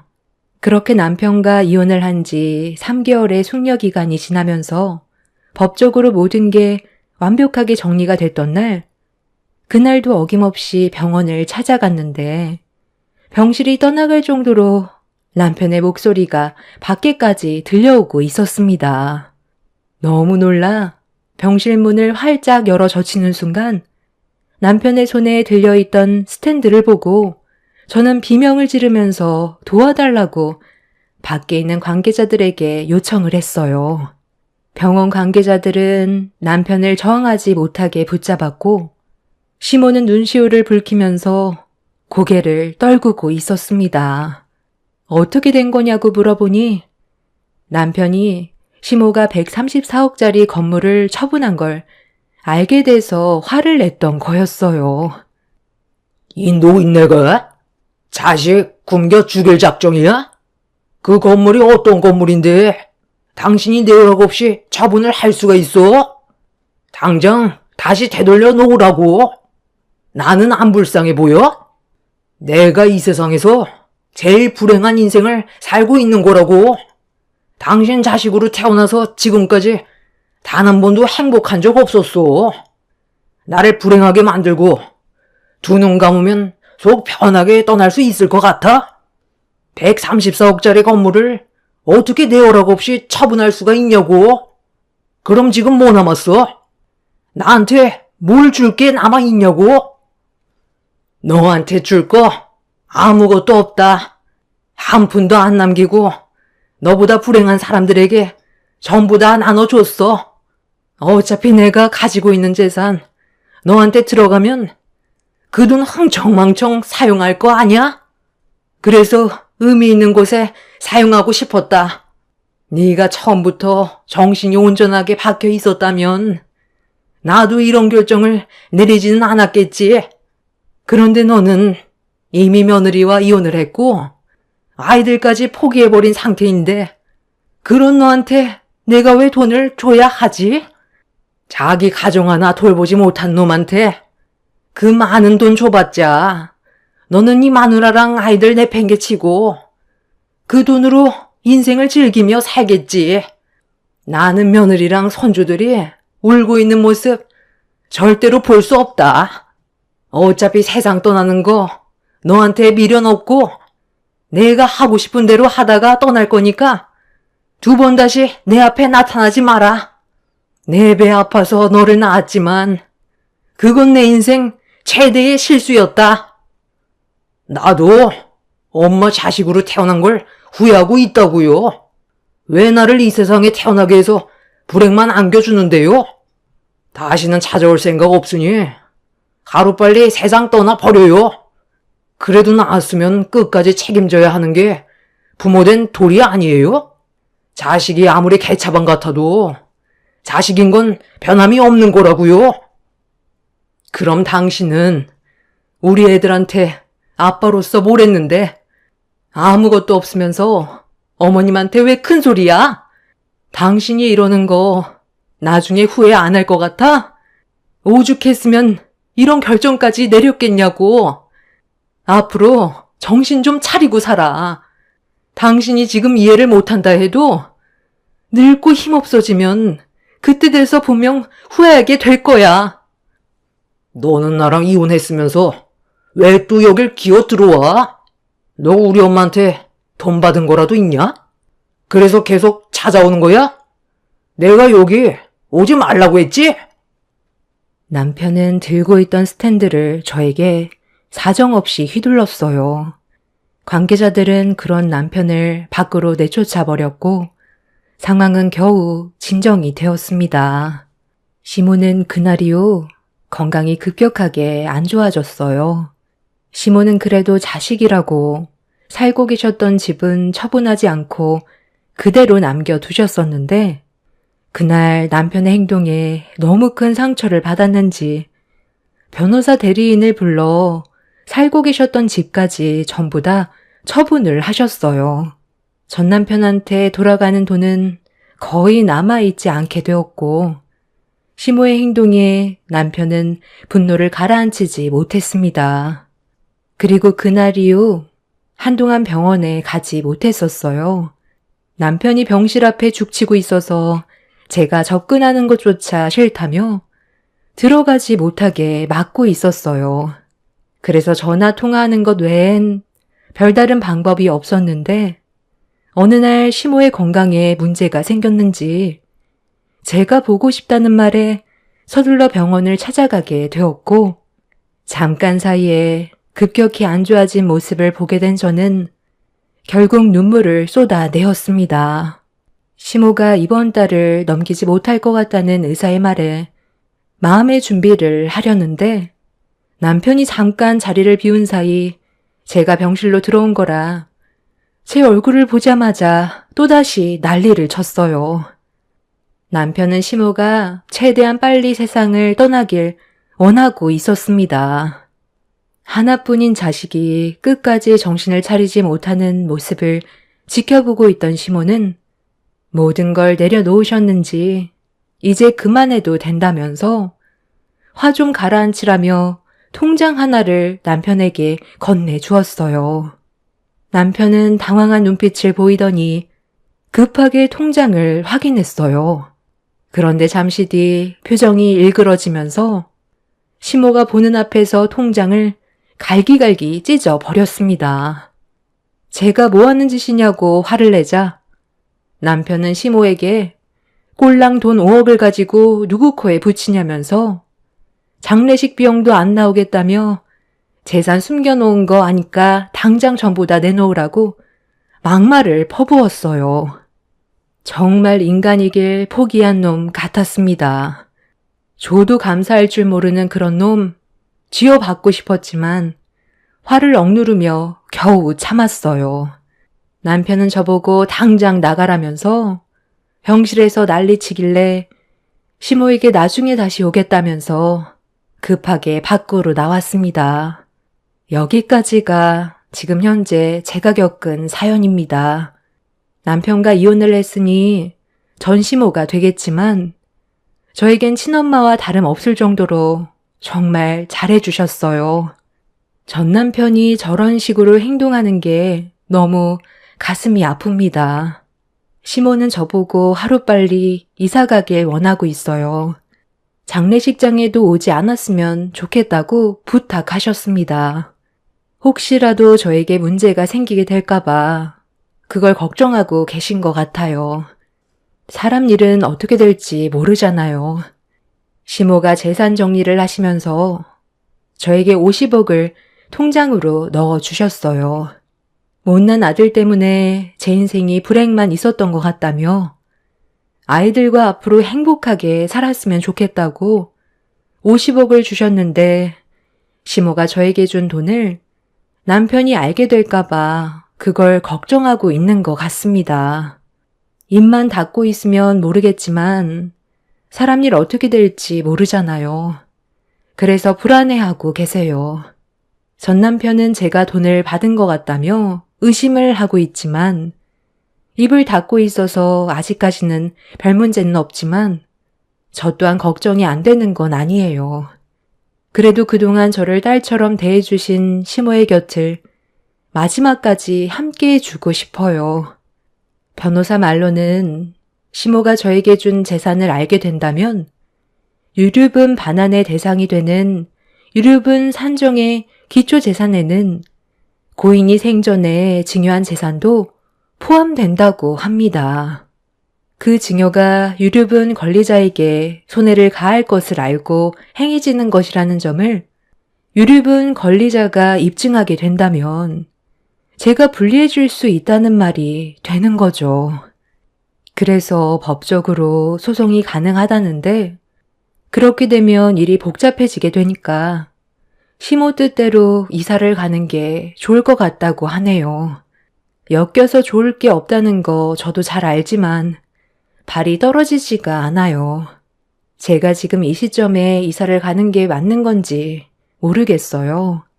시모는 마지막 소원이라면서 전 남편과 최대한 멀리 떨어져서 살라고 하지만 아직 시모는 병원에 계세요. 장례식도 못 본다는 게 너무 가슴이 아픕니다. 남편이 당연히 장례식 날 난리칠 게 뻔하지만 시모의 마지막 순간을 볼 수 없다는 게 너무 마음이 아픕니다. 단호하게 결정을 내려야 될까요?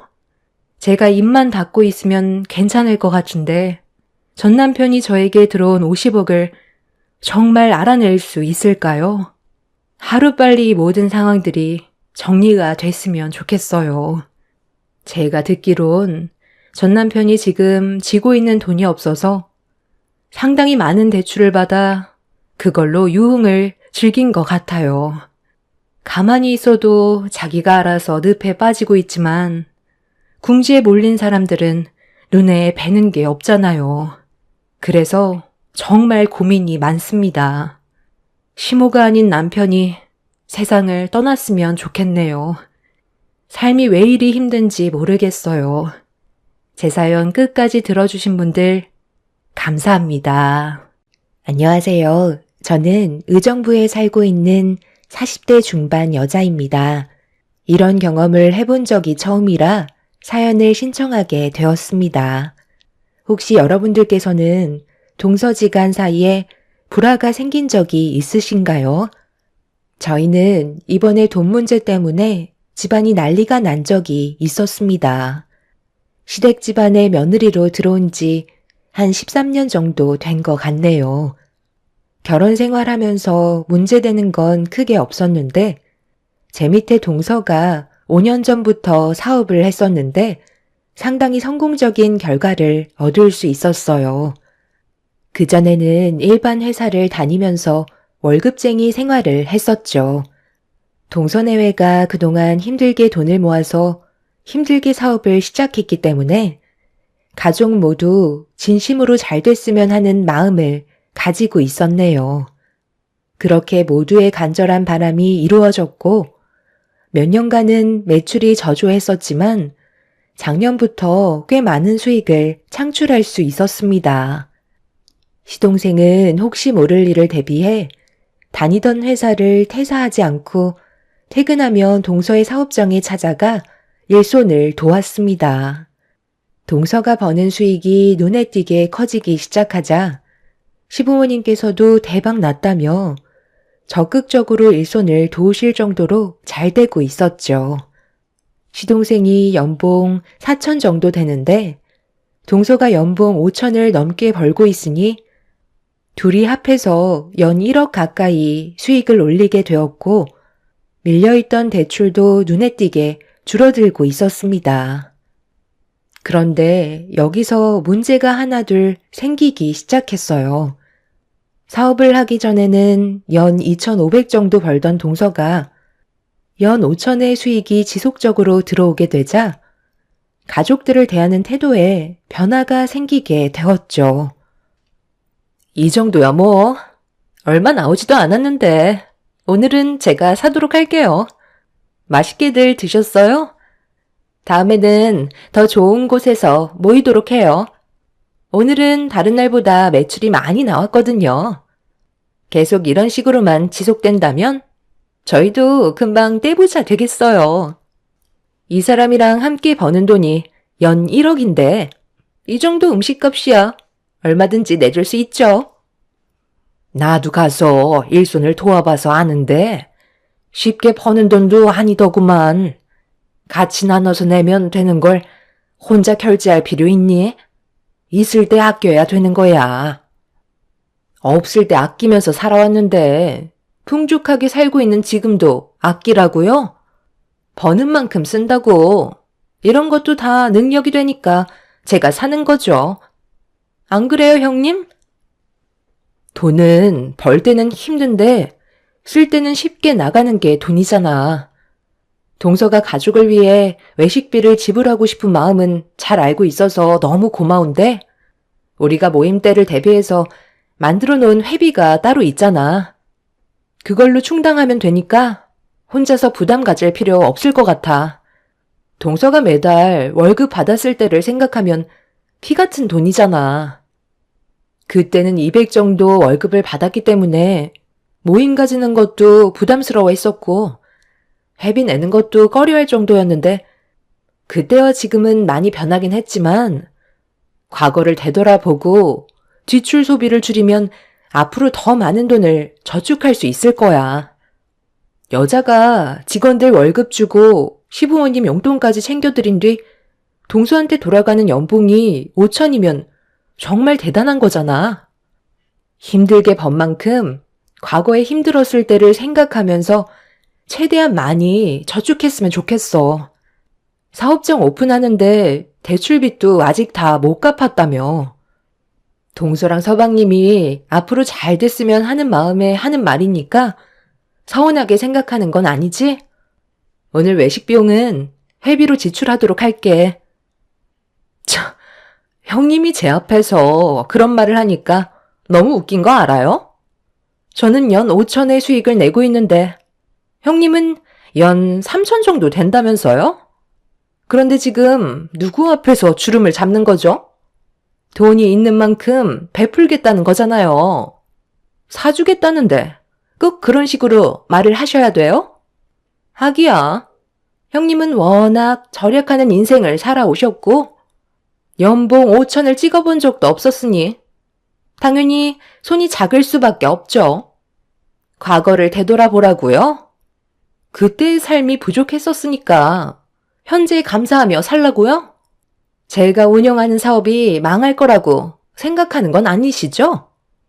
지금 버는 수익보다 더 많이 상승할 테니 제 앞에서 걱정한다는 그런 가식 안 떨었으면 좋겠어요. 재수씨, 지금 말이 너무 심하잖아요. 이 사람이 음식값 내는 거 부담 주는 게 싫어서 회비로 결제하겠다는 거고 걱정돼서 몇 마디 해준 걸 가식이라고요? 남편은 동서의 태도에 기분이 많이 안 좋았는지 한 소리 하게 되면서 분위기는 안 좋게 흘러가기 시작했어요. 옆에서 듣고 있던 시동생이 동서의 편을 들면서 형제들의 싸움이 되어버렸고 결국 시부모님 앞에서 안 좋은 모습을 보여주게 되었네요. 다행히도 시부가 중간에서 남편과 시동생한테 그만하라고 목소리를 높이시면서 정리가 되었지만 시동생 내외는 저희를 노려보고 있었어요. 저는 동서가 과거에 돈 문제로 힘들어했던 적을 많이 봤었기 때문에 많이 벌 수 있을 때 최대한 아낄 수 있었으면 좋겠다고 얘기를 해준 것뿐인데 동서는 그런 저를 이해해주지 못했었죠. 걱정도 많이 됐었던 게 매달 벌리는 돈이 눈에 보이니까 그동안 쓰지 못했던 걸 보상이라도 받으려는 듯 상당히 많은 사치를 부리고 있었습니다.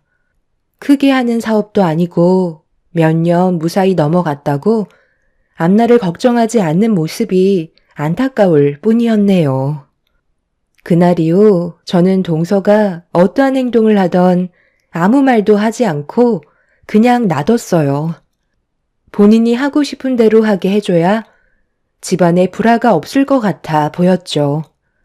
돈 좀 많이 벌기 시작한다고 오만해진 동서의 모습을 묵묵히 지켜보고 있었어요. 남편도 자기들 알아서 살게 놔두라면서 더 이상 신경 쓰는 걸 원하지 않았습니다. 그런데 몇 달이 지나고 오래간만에 시댁에 모임을 가지게 되었는데 남편과 차에서 내리는 순간 외제차 한 대가 들어오더라고요. 그리고 그 차에서 내린 사람은 다름 아닌 동서내외였어요.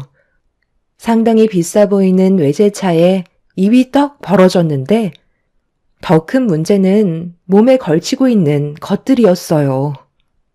온갖 명품을 걸치고 있길래 어떻게 된 거냐고 물어보니 필요해서 구입했다는 말을 하며 저를 위아래로 훑어보고 있었어요.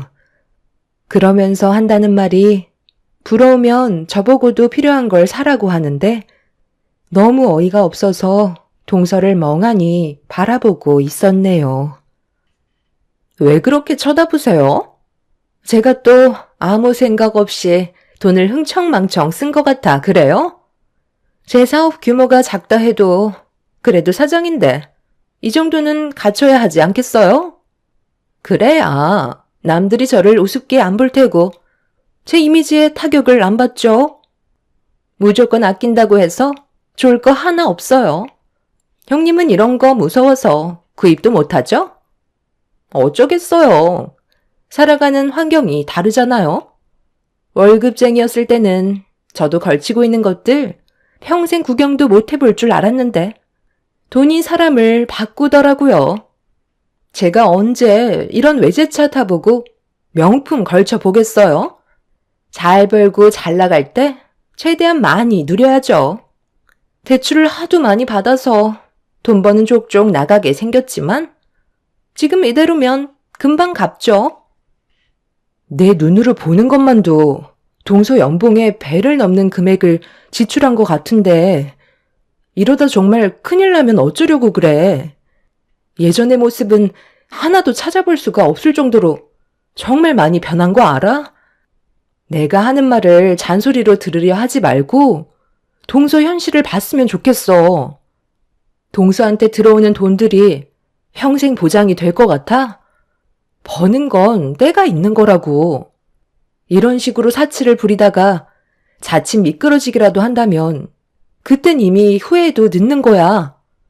나는 동서가 정말 걱정이 돼서 그래.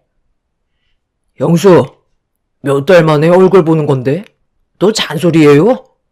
저희가 돈을 많이 벌고 있으니까 배가 많이 아픈가 봐요. 지금은 상황이 많이 달라졌으니 신경 좀 끄세요.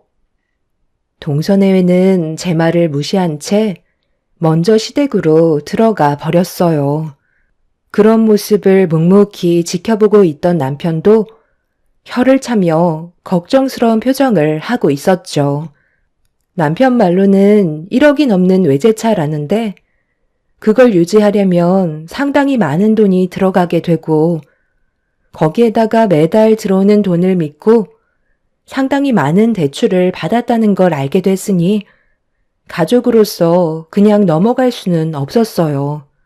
동서내외한테 받은 상처가 많았지만 손윗사람으로서 그리고 동서보다 인생 경험이 많은 저였기 때문에 쓴소리는 해야 되는 게 맞는다고 판단하게 되었네요. 그렇게 저희도 시댁에 들어갔는데 시부모님께서도 몇 달 사이에 동서내외가 바뀐 모습을 보고 당황스러워 하셨어요. 남편은 제가 아무것도 하지 않길 바라고 있었죠. 입 아프게 백날 떠들어봤자 본인들이 직접 경험하기 전까지는 아무것도 알 수 없다며 하고 싶은 대로 하게 놔두길 원하고 있었어요. 남편의 말도 일리가 있었기 때문에 어쩔 수 없이 동서내외를 묵묵히 지켜보고만 있었는데 시부모님께서 많이 불편하셨는지 입을 여셨네요.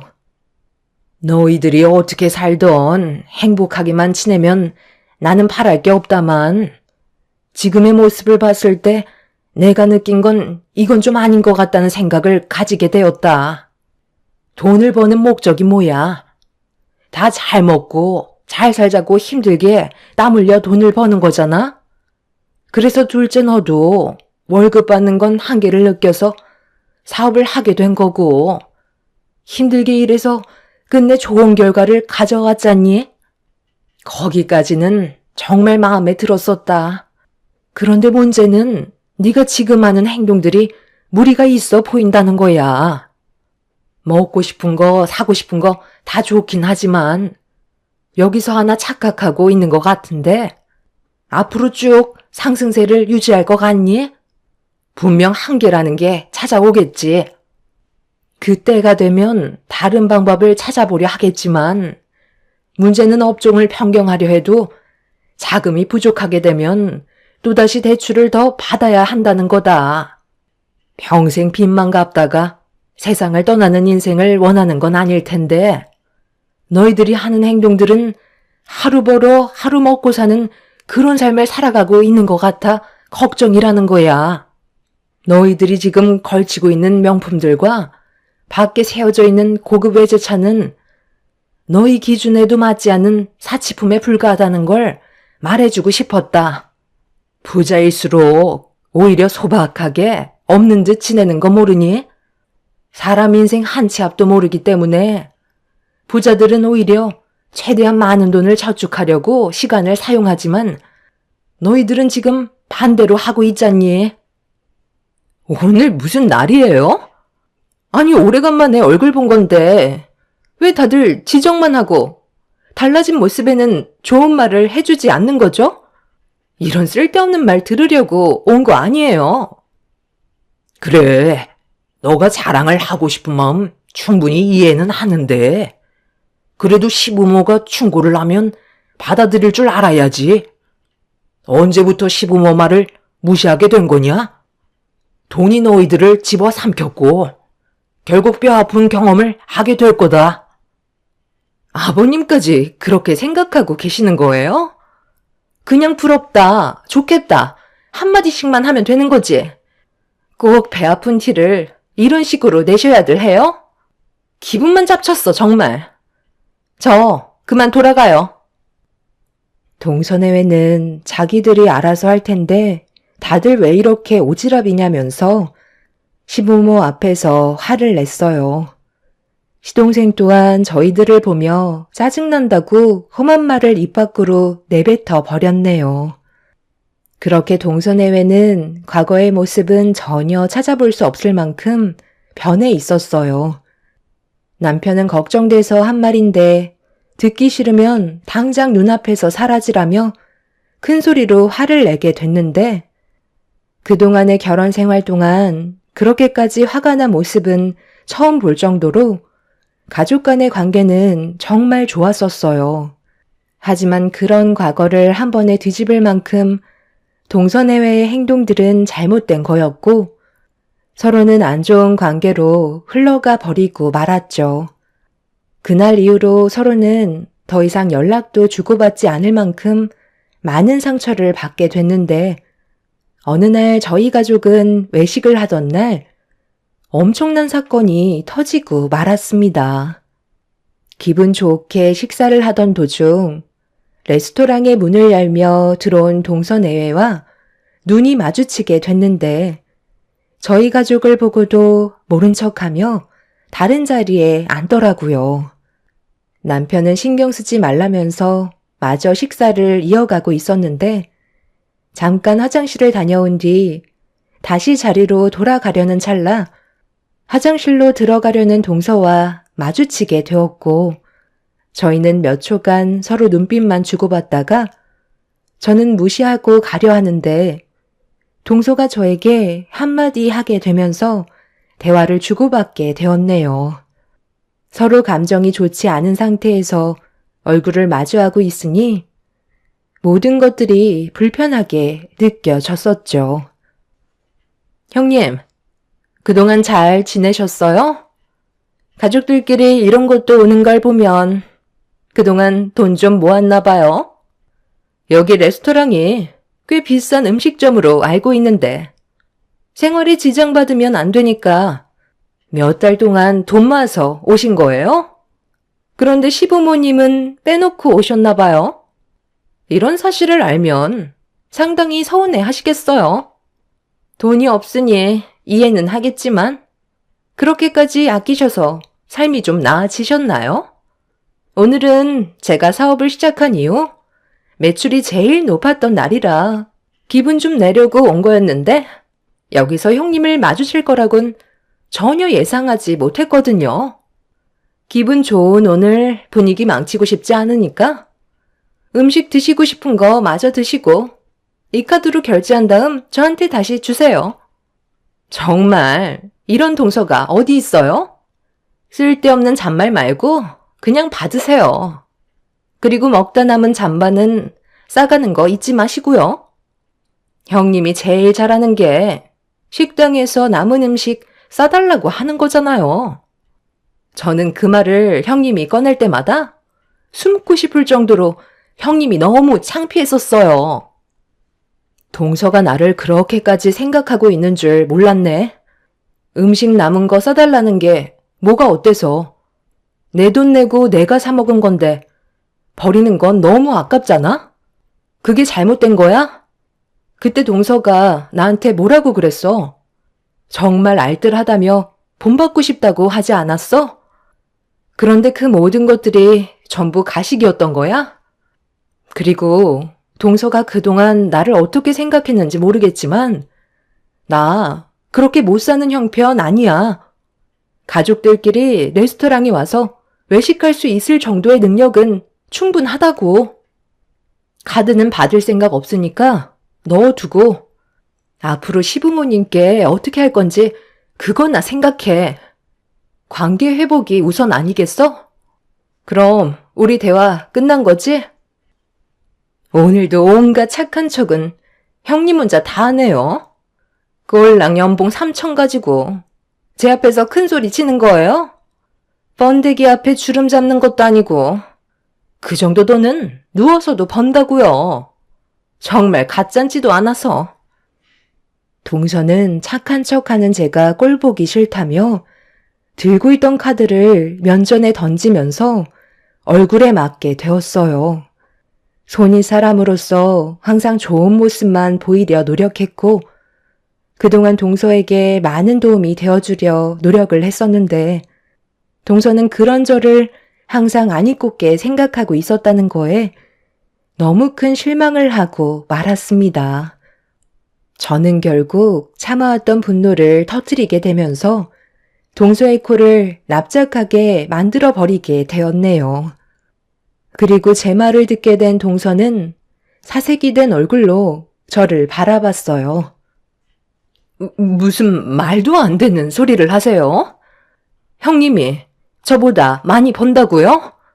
지금까지 저한테 그런 말 한 적 한 번도 없었잖아요.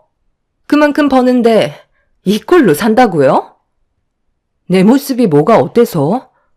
나는 지금의 삶에 충분히 만족하면서 지내고 있는데 돈이 많다고 그걸 무조건 드러내는 게 좋은 건 아니야. 그리고 내가 왜 그동안 숨기고 있었는데 동서랑 서방님이 매달 벌어들이는 월급이 얼마인지 뻔히 알고 있는 상황에서 내가 얼마 벌고 있다고 얘기하면 동서는 기분이 어떨 것 같아? 열심히 살고 있는데 사기가 떨어지겠지? 그래서 지금까지 아무 말도 하지 않았어. 돈을 많이 번다고 해서 온 동네방네 떠들고 다니면 나중엔 주위에 내가 가진 재산에만 눈독 들이는 사람들로 가득 차 있는 거라고. 저번에 한번 얘기했었지? 앞날을 아무도 알지 못하기 때문에 혹시 모를 일을 대비해 최대한 많은 돈을 저축하는 게 좋다고. 그 말을 왜 했겠어? 동서는 내가 그냥 일반 회사에서 월급 받고 있는 사무직으로 알고 있는데 나 또한 지금 현재 사업을 운영하고 있다고. 그런데 과거에 크게 한번 미끄러지면서 사업에 지장이 생겼고 꽤 큰 손실을 입게 되면서 적자를 면하지 못했었어. 그런데 내 수중에 돈이 많이 부족하다는 걸 알게 되면서 사업하면서 벌어왔던 돈들을 아끼지 않고 썼던 시간들이 너무 후회가 되더라고. 그때 내가 한 푼이라도 더 모아두었다면 사업을 운영하는데 도움이 많이 됐었겠지. 내가 먼저 걸어왔던 길이었기 때문에 동수한테 조언을 해줬던 거고 내 말에 귀 기울여 줄 거라 믿고 있었어. 하지만 단 한 번도 내 말은 들어주려 하지 않고 오히려 잔소리로 생각하는데 무슨 말을 더 하겠어? 동서가 지금 버는 돈이 많다고 생각하는데 절대 많은 돈이 아니고 그 돈은 동서 옆에 평생 머물러 있지 않아. 언젠가 잘못될 수도 있는 거고 그때 돼선 지금 이런 사치들이 후회로 돌아오게 될 거라고. 나는 오늘 이 시간 이후로 동수한테 어떠한 일이 찾아와 도움이 필요하게 된다 해도 절대로 도움 주는 일은 없을 거니까 그 잘난 맛에 사는 인생 멋지게 한번 살아봐. 자기보다 돈을 많이 벌고 있다는 걸 믿지 않는 동서한테 지갑에서 그달의 정산 급여 명세서를 보여주며 동서의 얼굴에 던져 버렸네요. 믿을 수 없다는 표정으로 바닥에 떨어져 있던 명세서를 주워들어 몇 번이나 확인을 하더니 동서는 시동생과 레스토랑을 급하게 빠져나갔습니다. 그 장면을 보게 된 남편이 어떻게 된 거냐고 물어보길래 저와 동서가 주고받았던 대화에 대해 알려주게 되었네요. 제가 동서보다 많은 돈을 벌고 있다는 걸 알게 됐다는 사실 때문에 상황이 안 좋게 흘러가게 될까봐 걱정을 하고 있었어요. 그동안 동서 내외에게 숨기며 살아왔었기 때문에 자신들한테 거짓된 행동을 보였다는 거에 기분이 나빴을 거라는 남편의 말이 걱정이 되긴 했었죠. 저는 꽤 오래전부터 카페 사업을 운영하고 있었는데요. 동서내외한테 비밀을 유지했던 건 저희와 동서내외가 계속 비교가 될까봐 조심스러웠던 것뿐이고 알려봤자 좋을 거 없을 것 같아 그동안 카페를 운영한다는 걸 알리지 않았습니다. 관광 명소 근처에 카페가 입점돼 있어서 평일 주말 할 것 없이 꽤 많은 손님들이 찾아주시는데 연 1억 정도의 순수익을 올리고 있는 상황이었죠. 그날 이후 동서내외는 저희들 앞에 나타나지 않았고 시댁에도 오지 않고 있었어요. 전화를 할까도 했었지만 괜히 서로 상처되는 말들을 주고받게 될까봐 조심스러운 부분들이 있었습니다. 어떤 계획을 세우고 있는지 전혀 알지 못하는 상황이라 신경이 쓰였는데 어느 날 시댁에서 시부모님과 시간을 보내고 있을 때 한동안 모습을 나타내지 않았던 동서내외가 시댁으로 들어왔어요. 연락 한 통 없이 오게 된 상황이라 시부모님도 그렇고 저희도 많이 당황스러웠는데 둘 다 얼굴이 반쪽이 되어 있는 상태였네요. 너희들 2번 다시 오지 않을 것처럼 하고 나가더니만 갑자기 찾아온 이유가 뭐니? 안색은 왜 이렇게 안 좋은 거야? 무슨 일이라도 생긴 거야? 어머님, 저 앞으로 어떻게 살아가면 좋을지 도저히 모르겠어요. 그동안 앞만 보며 열심히 살아온 것밖엔 없었는데 저희 사업이 망하게 생겼다고요. 아니, 그게 무슨 말이냐? 사업이 망하게 생겼다니? 여태까지 잘 되고 있었잖아. 언제부터였는데? 일이라는 건 안 풀릴 때도 있겠지만 크게 문제만 없다면 다시 제자리로 돌아올 수 있는 거 아니니? 너희들이 경험이 적어서 지금 많이 당황스러워하고 있는 것 같은데 이럴 때일수록 침착하게 해결해야지. 이게 다 형님 때문이에요. 저보다 잘 나간다는 그 한마디에 저는 더 많은 돈을 벌려고 무리하게 대출을 받은 다음 투자를 했는데 저희 돈을 들고 잠적해버려서 지금 사기치고 도망간 그 사람들 잡지 못한 상황이에요. 엎친 데 덮친 격이라고 사업에까지 지장이 생기게 되면서 직원들 월급에까지 구멍이 나게 되자 하나둘 떠나버리면서 지금은 사업 운영이 중지가 되어 버렸어요. 형님이 저한테 급여 명세서만 보여주지 않았다면 이렇게까지 안 좋은 상황은 오지 않았을 거라고요. 형님을 뛰어넘으려다가 이 사달이 난 거잖아요. 그러니 책임지세요. 저희가 받은 피해에 대해 전부 보상을 해주셔야 되겠어요. 뭐라고? 동서가 잘못된 판단으로 저지른 일들인데 그걸 왜 내 탓으로 돌려? 동서가 결정해서 움직인 거고 나한테 단 한 번이라도 상의한 적 있었어? 사업 확장을 위해 투자를 결정했다면 나한테 한 번이라도 물어볼 수 있는 거 아니었어? 동서는 내가 벌어들이는 돈에 눈이 멀어 앞뒤 안 가리고 행동해서 얻은 결과를 나한테 뒤집어 씌우려는 거야? 너무 어이가 없어서 지금 무슨 말을 해야 할지도 모르겠다.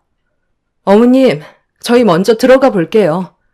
동서 얼굴 보고 싶지 않네요. 형님, 정말 죄송해요. 제가 그동안 잘못된 길을 걸어온 것 같아요. 아시잖아요. 저 힘들게 이 자리까지 올라왔어요. 그런데 여기에서 무너져 버린다면 제가 가진 모든 것들을 포기해야 되는 건데 다시 예전으로 돌아가고 싶지 않다고요.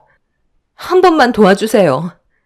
형님은 저를 충분히 도와주실 수 있는 능력이 되시잖아요. 제가 가진 외제차 명품들 전부 다 포기할 수 없어요. 큰 집에서 살다가 다시 작은 집으로 돌아갈 수 없는 것처럼 지금의 삶을 잃게 된다면 저는 더 이상 살아갈 수 없게 되는 거라고요. 그러니 도와주세요. 제가 이렇게 무릎 꿇을게요. 지금 저한테는 자존심이고 뭐고 아무것도 남아있지 않아요. 돈이 없다면 저는 없는 거라고요. 형님이 도와주지 않는다면 제 인생은 여기서 끝이에요. 앞으로 제가 잘할 테니까 딱 한 번만 기회를 주세요. 그렇게 해주실 거죠? 동서는 과거의 삶으로 다시 돌아가고 싶지 않다며 저에게 손을 벌렸지만 옆에서 지켜보던 남편이 강하게 거부 의사를 밝혔어요. 시부모님한테도 그렇고 저희 부부한테 했던 행동들이 너무 큰 상처로 다가왔었기 때문에 그렇게 동서의 부탁을 들어주는데 많은 갈등을 하던 그때 시부께서 저에게 도와주지 말라며 한숨 돌리는 상황이 생겼을 때 또다시 가족을 무시하는 그런 모습이 나타나게 될 거라며 강하게 거부를 하셨습니다. 시모도 시부의 말을 따르는 게 좋을 것 같다면서 괜히 우리한테까지 지장이 생길까봐 동서내외를 도와주지 않는 게 좋을 것 같다는 의견을 내세우셨어요. 가족 모두가 한마음 한뜻이 되어버리자 눈물을 흘리던 동서가 표정이 확 바뀌었네요. 내가 뭘 얼마나 잘못했다고 도와주지 않겠다는 건데요? 가족이면 실수도 눈 감아줄 수 있는 거 아니에요? 돈 자랑 좀 하고 버는 만큼 쓴 게 그렇게 잘못된 거예요? 누가 이런 일이 올 줄 알았겠어요? 저도 미리 알았더라면 무리하게 대출까지 받으면서 사치 부리지 않았겠죠. 지금 사업이 무너지면 저희는 빚에 허덕이는 삶을 또다시 살아야 하기 때문에 구질구질한 인생으로 다시 돌아가고 싶지 않다고요. 그러니 당장 5억만 좀 땡겨주세요. 지금만 잘 넘어가면 그때 돌려드리면 되는 거 아니에요? 동서, 5억이 누구 집 개 이름이야? 그러게 내가 뭐라고 그랬어. 사업을 하다 보면 돌발 상황이 많이 생기기 때문에 항상 여유 자금을 비축해 놔야 한다고 했잖아. 그런데 동서는 내 말을 무시했고 땡전 한 푼 남겨두지 않은 채 서방님이랑 벌어들이는 돈을 전부 흥청망청 썼기 때문에 문제가 생겼을 때 대응을 하지 못한 거야. 나도 동서한테 받았던 상처들이 너무 크기도 했지만 돈 좀 벌었다고 해서 남들 무시하고 낮잡아 말하는 그런 안 좋은 모습을 봤기 때문에 동서를 도와주는 건 힘들 것 같아. 서방님도 똑같아요. 옆에서 문제가 있다는 걸 알면서도 눈 감아주고 오히려 편을 들어줬잖아요. 가족 모두가 동서의 행동에 대해 지적을 했는데 서방님은 잘하고 있다면서 안 좋은 방향으로 계속 끌고 갔으니 그에 따른 결과를 받아들여야 된다고 판단되네요. 그리고 지금의 상황에선 운영하던 사업을 정리하고 하루빨리 일자리를 구해 산처럼 쌓여있는 빚을 갚는 게 우선일 것 같아. 사업 운영하는데 계속 적자만 생긴다며. 경찰에 신고했으니 투자금을 가지고 잠적해버린 그 사람은 금방 붙잡히겠지. 끝내 도와주지 않겠다는 말을 하는 거네요. 그래요. 무슨 말인지 충분히 알아들었어요. 도움받을 곳이 여기밖에 없는 줄 알아요? 저는 더 이상 당신들을 가족이라고 생각하지 않을 거고 2번 다시 찾아올 일도 없을 것 같네요. 이렇게 인연을 끊게 될지 몰랐는데 저를 내친 거에 대해 꼭 후회하게 만들 거예요. 동서는 도와주지 않는다고 시댁에서 한바탕 난리를 친 뒤 집으로 돌아갔습니다. 끝까지 자기가 뭘 잘못했는지 알지 못하는 동서가 하루빨리 정신 차리길 바랄 뿐입니다. 시간이 지나면 저희가 동서를 얼마나 걱정하고 있었는지 알게 될까요? 그날 이후 동서가 운영하던 사업은 무너지게 되었고 지금 현재 그동안 사치 부리며 즐기면서 쌓여왔던 대출빚을 갚고 있는 중이라고 하네요. 잘 나갈 때 초심을 잃지 말라고 하잖아요. 동서는 자기가 운영했던 사업이 평생 잘 될 거라 생각했겠지만 결국 모든 걸 잃게 되었고 오히려 없이 살았을 때보다 더 많은 빚에 쪼들려 허덕이며 살아가고 있네요. 시부모님께서는 한두 번 도와주면 한도 끝도 없다며 자신들이 알아서 하게 절대 도와주지 말라고 못을 박으셨어요. 남편도 시동생 행동에 대해 질려 버렸는지 도와줄 필요 없다면서 확실하게 선을 그은 상태입니다. 아무리 돈이 많다 해도 남들 앞에서 자랑하며 오만한 행동을 하는 건 잘못됐다고 생각해요. 오히려 자신의 재력을 과시하지 않고 소박하게 사는 게 더 행복한 삶을 꾸려갈 수 있는 것 같습니다. 그래야 제대로 된 사람들을 만날 수 있는 것 같아요. 여러분들께서도 너무 돈을 쫓아가기보단 가족들과 더 많은 시간과 추억을 함께 만들어 가시길 바랍니다. 제 사연 들어주신 분들, 오늘 하루 힘내시고 하시는 일 모두 순탄하게 이루어지시길 간절히 기원 드리겠습니다. 감사합니다.